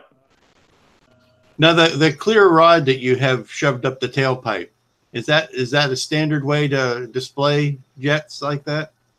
Yeah. It seems to be a good way of displaying fast jets. There's people that do lightnings with 2 rods, 1 in each. Oh, okay. You can even color the rod as well if you want to give the effect of a. Yeah. And you can. I think there's a way of doing the surface of the rod, so it actually looks like heat haze as well. Yeah, I've seen people that do that cotton ball, that trick of making it look like exhaust coming out, but I've never figured out how to do that myself. Well, this is like you take the acrylic rod and you mark the surface and then you polish it up, and then it sort of gives this impression of the heat haze without actually having smoke or anything like that. And that's after I turned the head and I made the mask out of some melted sprue. And then I took off the remainder of the hose, and then I sort of rolled out some very, very fine solder. Mm-hmm. And then painted that up, and so that's where we got today. So there you go. And it's as I say, it's all only really approximation, colours and keeping things uneven, so it gives texture to it. And it looks very effective, though, Phil. And that's pretty much as far as I got with that. I've now masked off, as say, the canopy, and I'm trying to work out how to mask off those nav lights. I think I'll probably have to use masking fluid, for that, because I don't think a small piece of masking tape is going to cut it with those. Well, you don't think it's got enough adhesive on it, or?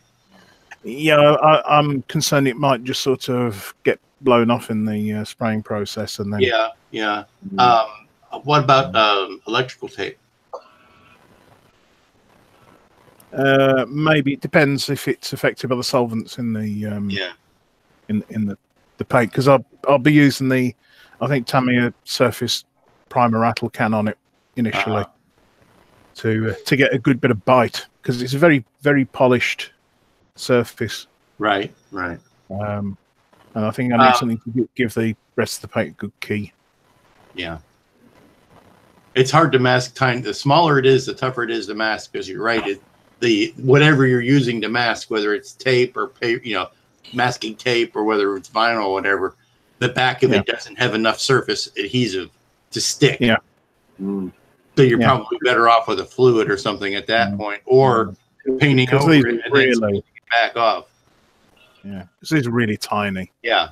Yeah, you compare them to your nail. I think you're probably right on using a liquid masking on that, maybe an Elmer's glue or something. Something you can pop right back off. I have got somewhere. I've got some of that proper liquid mask somewhere. It's hiding. It's hiding from me.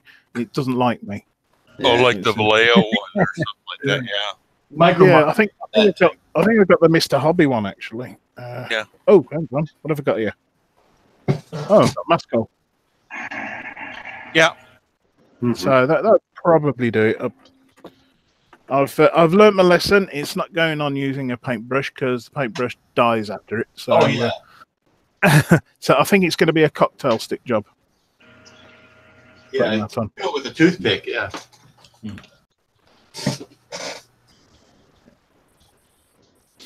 So, but I've also been doing a little bit of more work. I mean, I built these up ages ago, and they've been sitting on the shelf basically unfinished.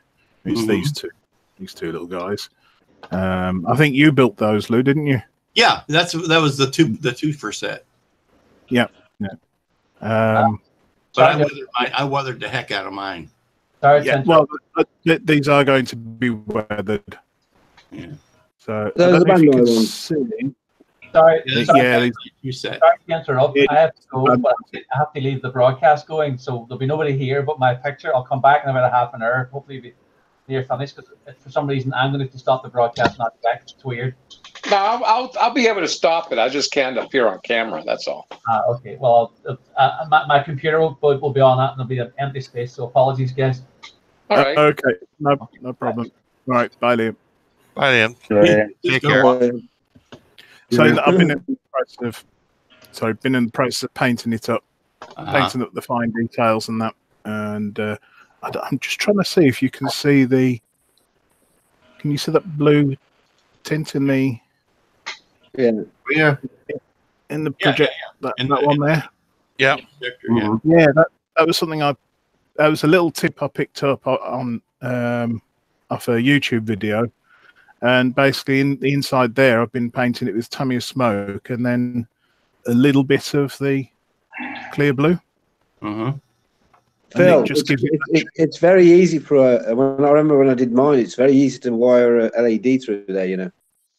Yeah. I decided not to wire anything up on this one. I thought I'd just keep them reasonably honest, but rather than using the stickers, I'm going to paint it. Yeah, so, those stickers are like.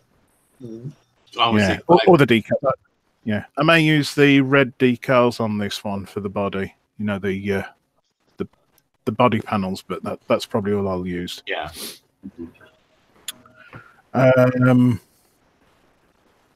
Oh yeah, and on this one, you know, around the neck, you've got those. The prismatic. Yeah. Do you recognise that, Lou? Oh yeah. Oh yeah. Vulcan shuttle. It's from the original Vulcan shuttle. Original Vulcan shuttle. Yeah. So there we go. That's my plans for them. Yeah, you can usually buy that stuff in the automotive trim supply and stuff. Yeah. Like that. I'll have to have a look for that because I noticed these are a bit coarser than the ones that should go on it. So if they do a much finer prismatic pattern, that might be better. But we'll see anyway. I might go with what I've got. Okay, I think that's me done. All right. Thanks, Phil, for that. And as you even proved, not all roads lead to Star Trek. All right. How you doing there, Randall? Not too bad. Randall's going to talk about Star Trek. Actually, no. No SP. He's going to be doing this. He's going to be doing 2001. I can tell from what's behind him. Boy, he's got his set up. Look at that. He's got his models, and then he's got his framed Amazing Scale Modeler's shop card there on top of it all. Wow. Yeah. Yeah, he dresses up a set really nice. Shop card. Orion. It doesn't have an evil panda though. Bad. Yeah, and then another shop cart in the foreground. Yeah, there you go. Oh yeah, over here. Yeah. Apart from traveling to model shows, traveling around the western half of Scotland, social life getting in the way and everything else, I have done very little modeling in the last 2 weeks. I'm not sure if I shared this with you guys. Oh, okay. Well, if you got nothing to show, I'll just move on then, huh? A couple of things I didn't get finished. But I don't think I got to show it all day for this. This was the closest you're getting to Oh, yes. Halloween build. Oh, yes. Vampire. Yep, having a vampire. Yep. God, that shop card looks good. Doesn't it just? If it weren't for that distracting model in the front of it. I seriously. Oh. Here, I'll fix that. There you go.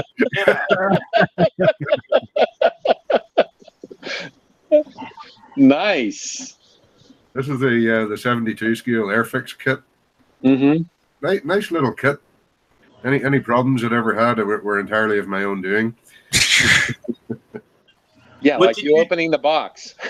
Yeah, as soon as I opened the box, it was doomed. Doomed. Randall, what did you accentuate the panel lines with? That was with a light gray, well, not such a sort of a gray panel wash. Uh-huh. The original airplanes were painted all over silver. They weren't like a bare metal finish or anything like that.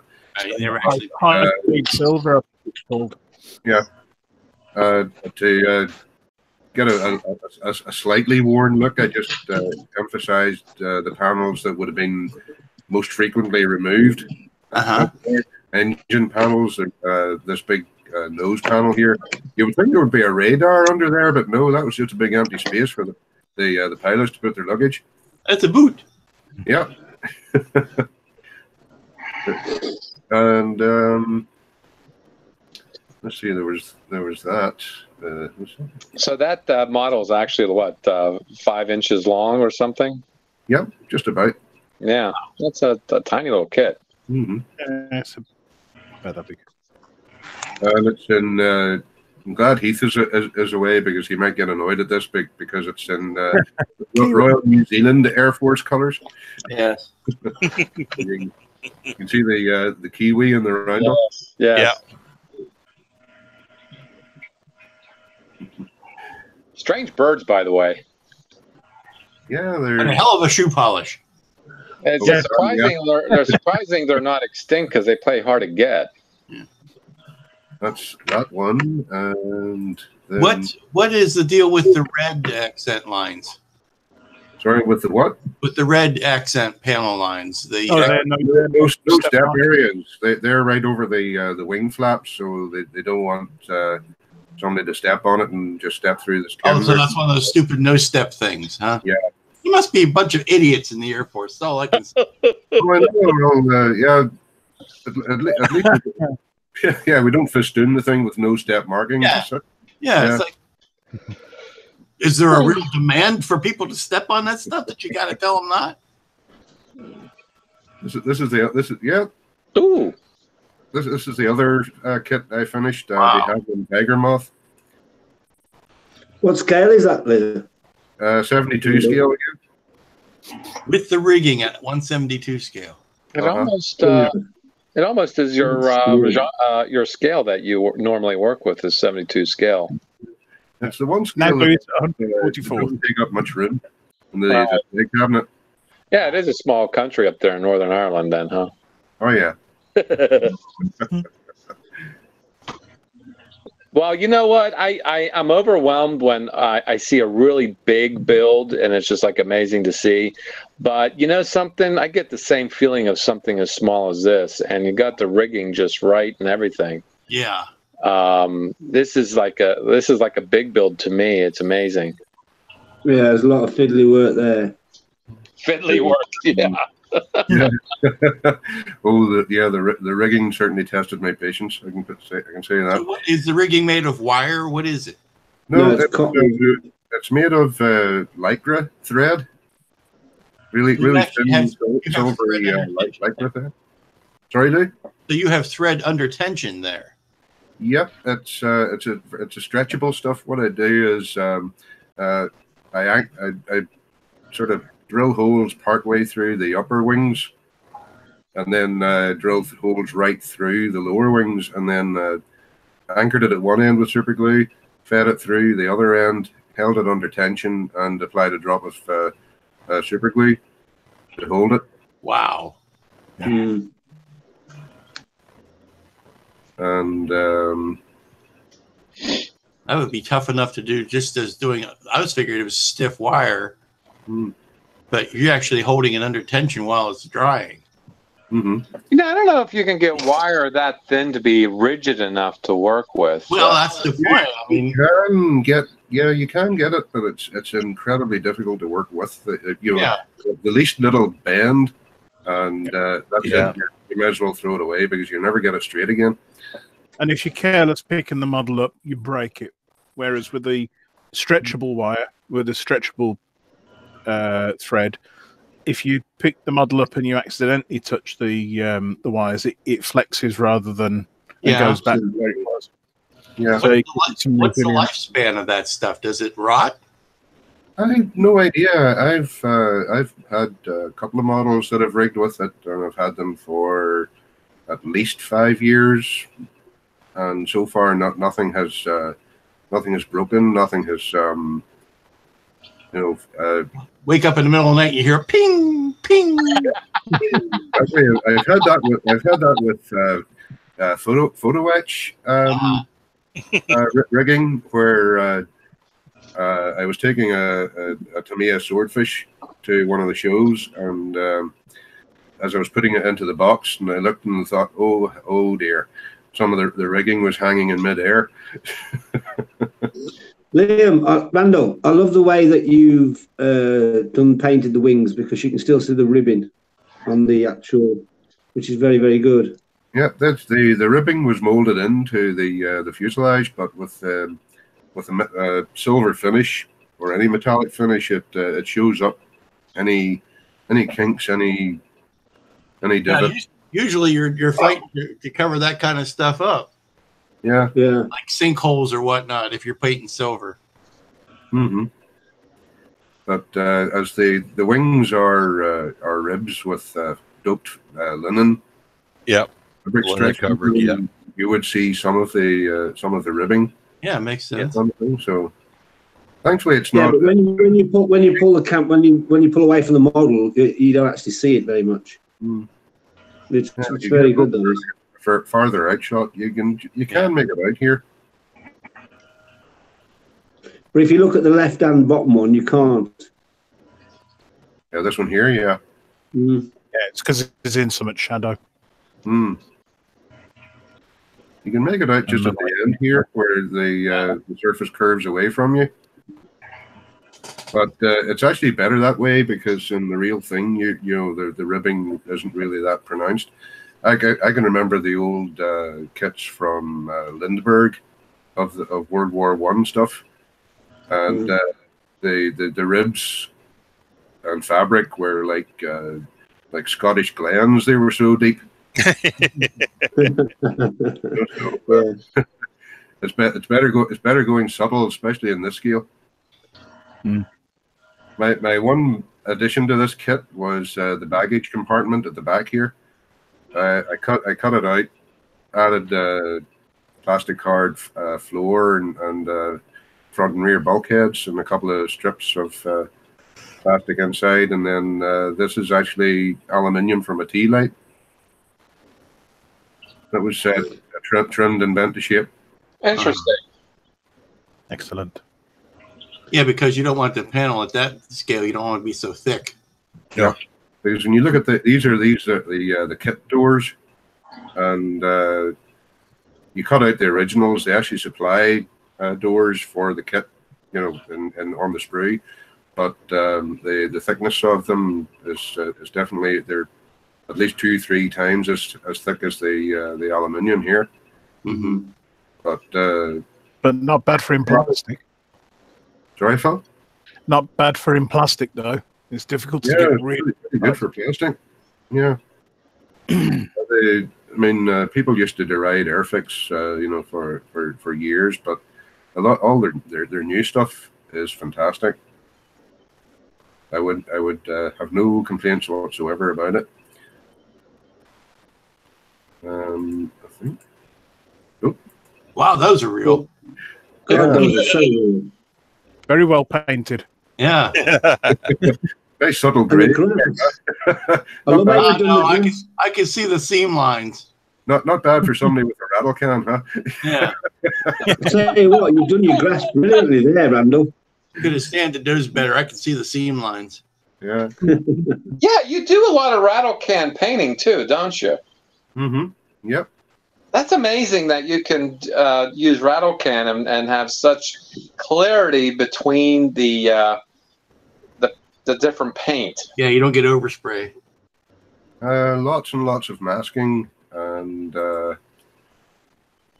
not to mention a few prayers to the paint gods. Oh yeah, there you go. Oh, and it's something like that. That's pretty simple with the. Yeah, but that biplane, there's just such clarity between the two colors. Mm. Yeah. In this case, it was kind of easy because the fit of the kit is quite good, so I could actually paint things like the wings and tail planes and stuff like that separate from the rest of it.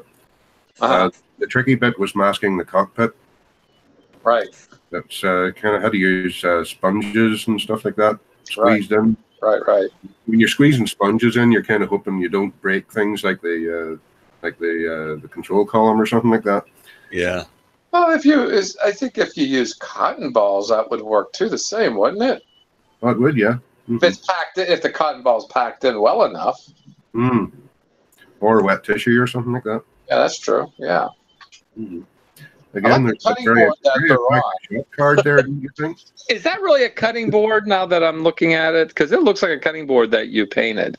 Yep. It is a cutting board, but there's a company. I don't know if they still exist now, but they did printed runway bases on the card. So I just trimmed the runway base to fit the cutting board. And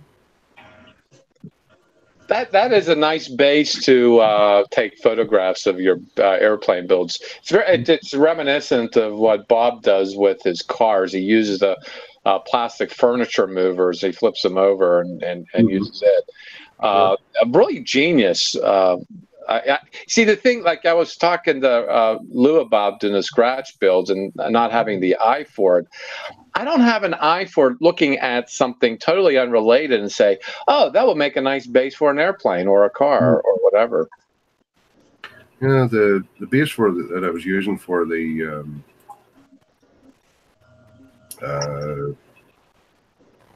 Tiger Moth, that's just a picture frame. Yes. With railroad grass matting stuck down onto the glass, and then put back into the frame again. So he really likes that grass to put it in a frame and hang it on the wall. Yeah. Well, that has serviced me quite well as a base for anything. He skinned Kermit the Frog and used his hide. Yeah. Well, I think it's fitting for the biplane and a trainer that you made because that's where you'll see them in an airfield that's grass. It's not an airfield as an open field that's grassy, right? Not like a runway. A civilian aircraft like this would have been. Well, yeah, Boeing 747 wouldn't look natural on it. Is my point. No, but a lot of small aircraft, they go to a small airport. Even if the runways are paved, they're usually parked on the grass anyway. Right. Mm-hmm. So, I went to the model show and I spent all day there, and I did not buy a single model. Ooh! No! Sacrilege, Randall! Sacrilege! I bought plenty of modeling materials, but I didn't buy any models. I thought you had to show your purchase before they let you leave. However, I did go to Edinburgh the next day, and there was a model shop there, and they had a sale on, so I did avail myself of this.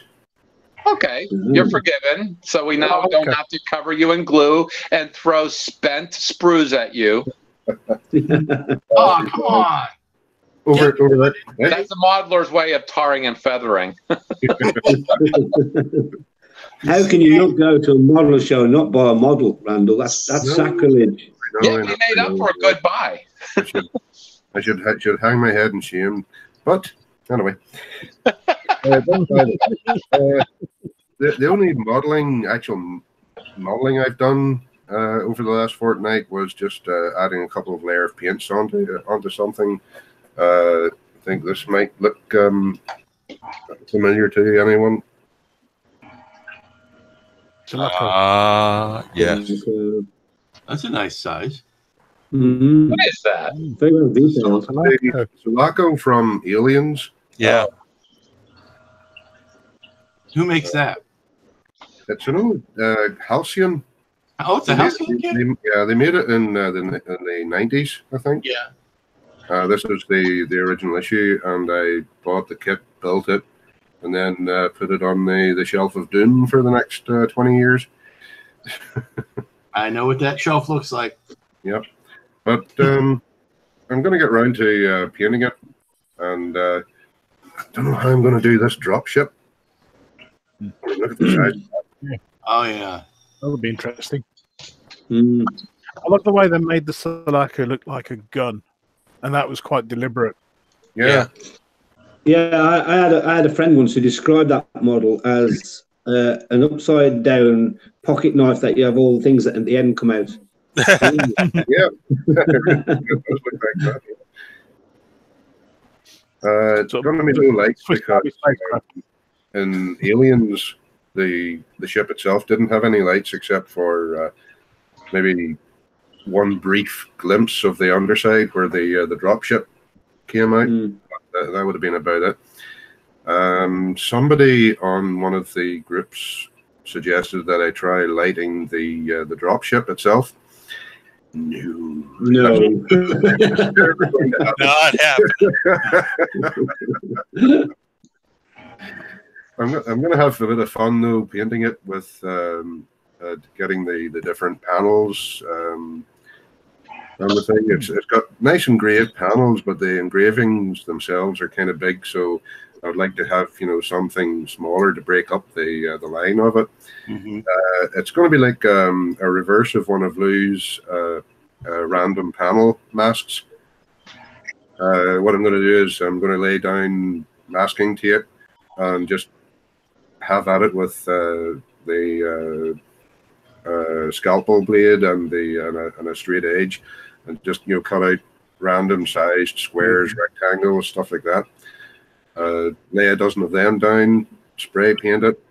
Lay a couple more dozen of them down, spray paint that, slightly different shades of grey, and hopefully finish up with something that looks a bit random, but at the same time, not Aztecing as such, but a bit of paneling. Mm-hmm. But it'll take time, but it'll get there. That's if it doesn't find its way back up onto the shelf of doom again. or shelf of shame, whichever way you want to put it. And that's me. And yep, I didn't mention the SW or ST word anywhere. Nice. But you had that mug. But I had the mug. We broadcast, Lou, so that doesn't count. I can show it to you again if you want. No. Keep it clean. I haven't seen it. What are you on about, Randall? Let's show me what you're on about. Oh, I had a mug on that I was drinking coffee out of, and let me say it was the same color as a certain uniform that keeps getting killed in a certain series that I don't mention.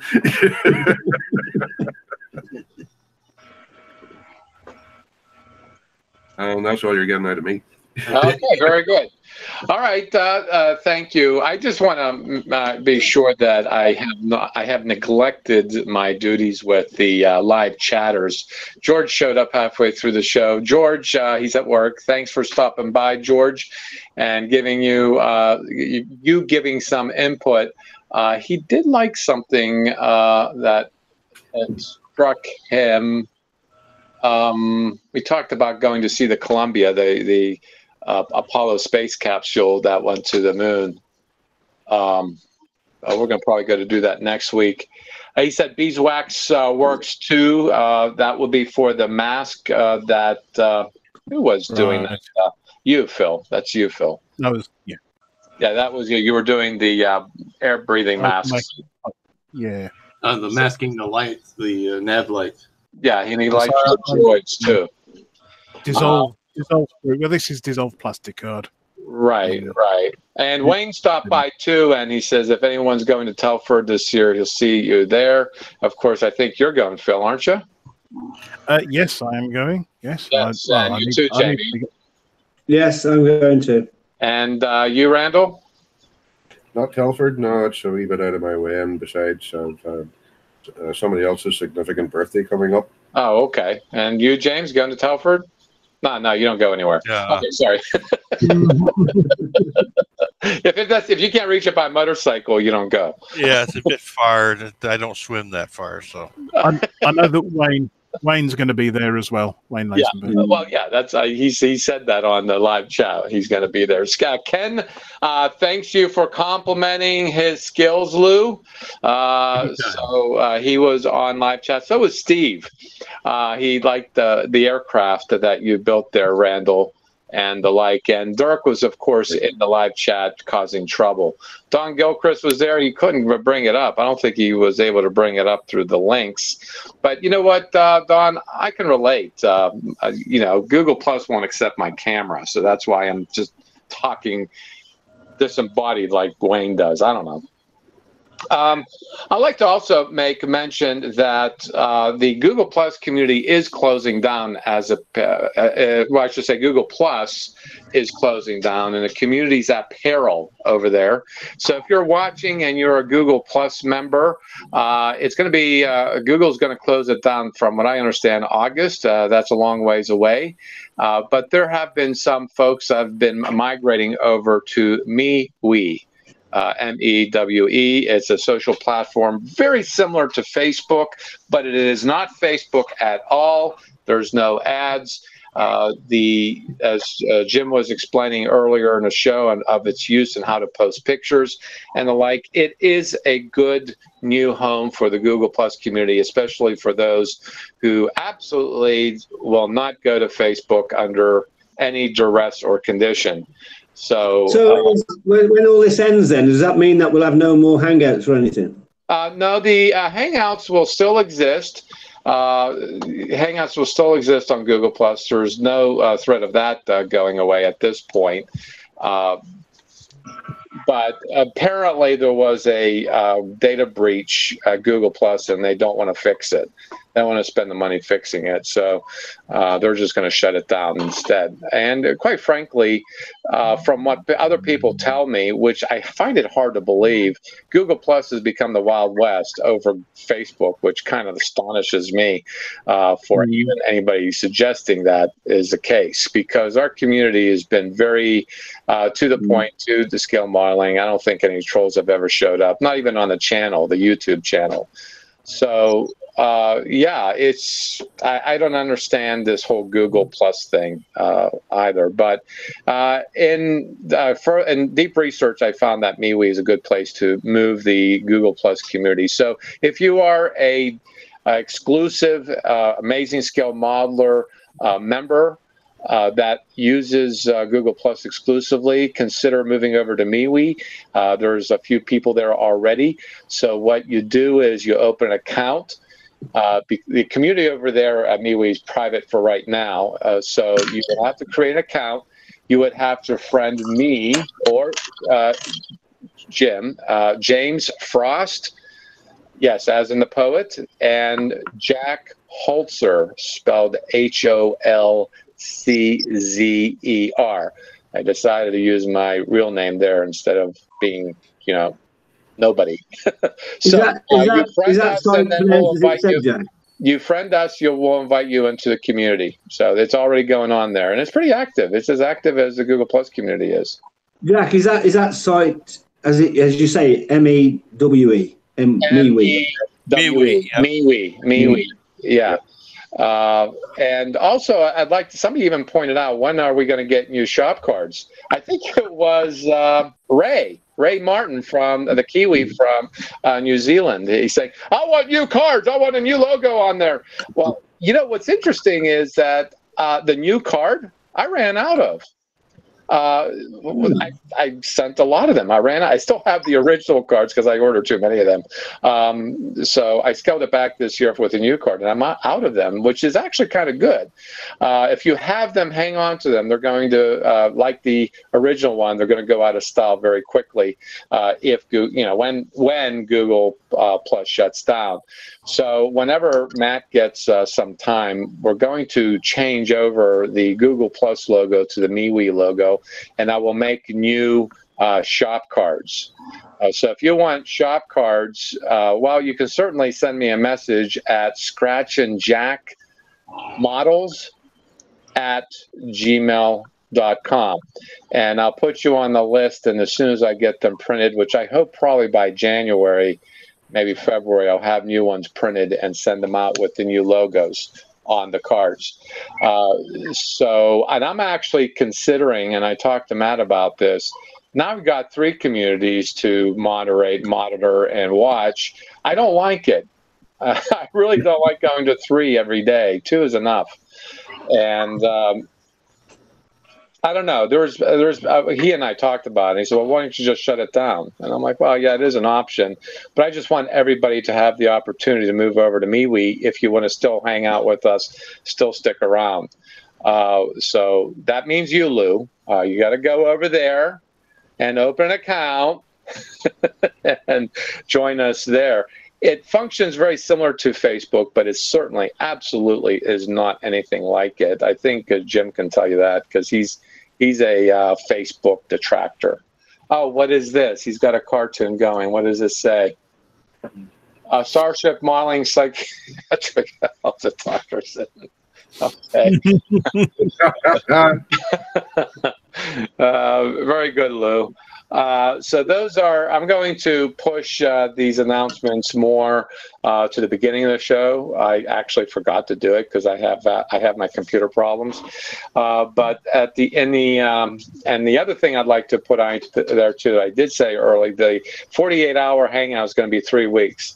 That's going to start at 8 a.m. Eastern on Friday, the 23rd of November. That's the day after American Thanksgiving. And we'll attempt to go on for 38 hours. And now, if you're in a different time zone than Eastern, which Jim and I are in, it'd be nice if there was people from other parts of the world in different time zones to hang out with us. When we try to get a little shut-eye, and I can only speak for myself, I'm getting too old for this shit. So, yeah, I mean, it's a lot of fun. It's not a broadcast hangout. It is a lot of fun. I think we talk about models about maybe 5% of the time, and we just have a good time and even eat and drink and be merry. And it is a great time. And if you're shy and if you don't want to be on camera, you can certainly do this, is what I'm doing, have a microphone. You can join us and hang out with us and talk with us directly instead of just watching a one-way street as you do every other week.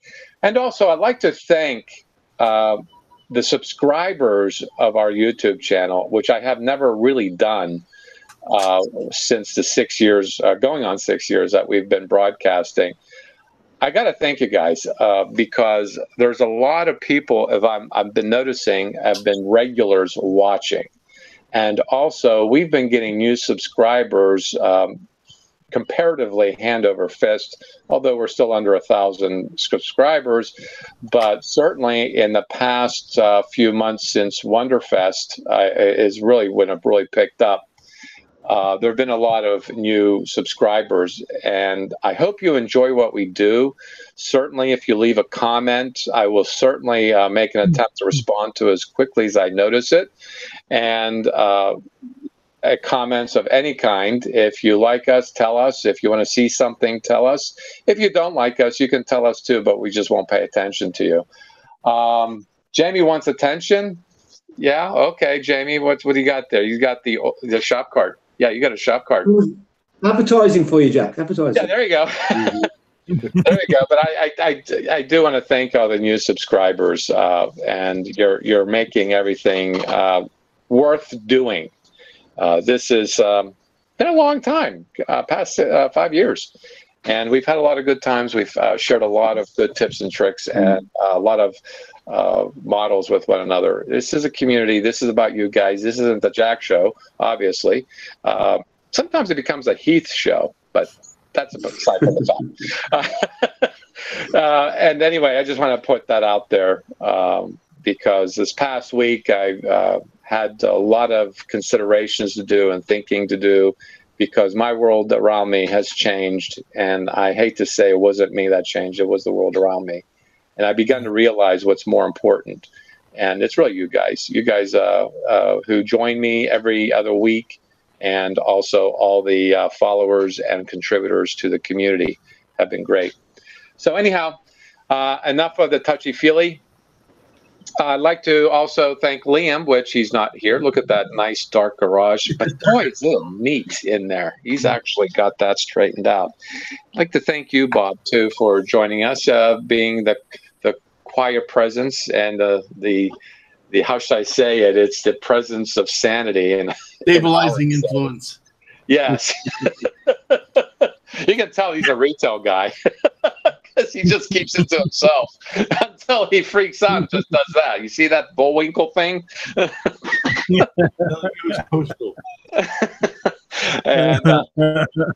And Jim, thank you for what's that, Bob?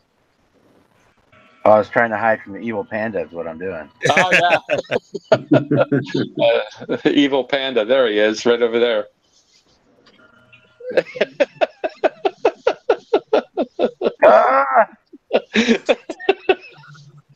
Oh, all right. Thanks, Jim, for being a part of all of this. You've been welcome.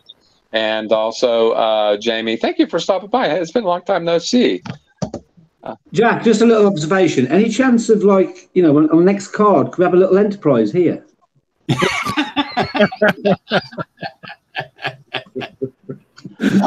My graphic designer is not a fan of Star Trek, so the answer is no. No. Okay. Not that he really cares either way. He just won't do it. It's not part of his aesthetic. Lou, you're the only one that I have met in person, and that's your fault. And I've been stabbing that voodoo doll since Wonderfest. Apparently it's not working. So thank you for making everything, enriching our modeling lives. Look at that. He's got one. Look, Jack, it's a flat Earth. It's a flat Earth.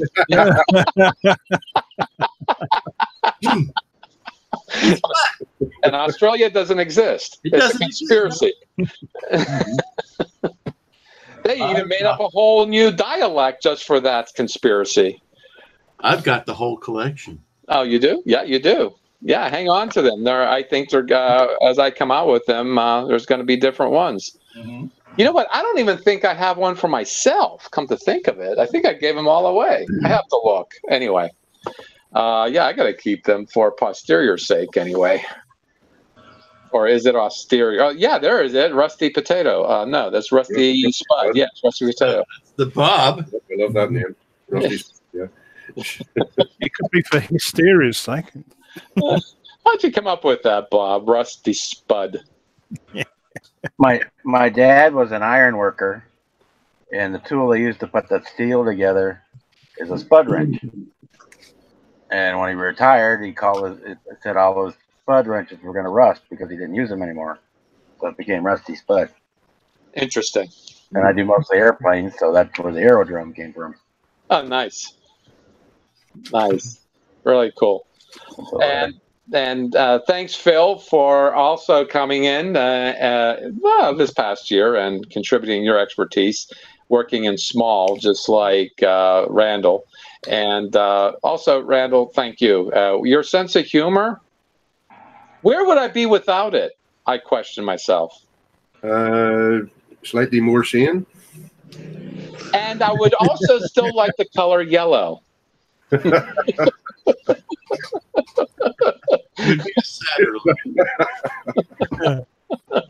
And if you watched long enough about these inside jokes that we're spouting off, good. Keep watching. If you don't know, it'll come to the surface if you keep watching. I'd like to thank you all. And tomorrow we'll have the not the Across the Pond, the Sunday Hangout. Across the Pond will be in 2 weeks. Actually, it's a 3 paycheck month for me too, just like it's a 3 broadcast month for November. Next Across the Pond is in 2 weeks. That's the 17th of November. And then again, actually, no, it's oh, heck, it's only a 2 broadcast. It's only a 2. It's only 2. It's going to be 3 next month in December. Actually, no, because of Christmas, it cuts down to 2. I think I did it that way on purpose. And of course, tomorrow we'll be back on Sunday Hangout. So join us at 7 p.m. Eastern for that. Until then, happy modeling, everyone. Good day. Oh, you're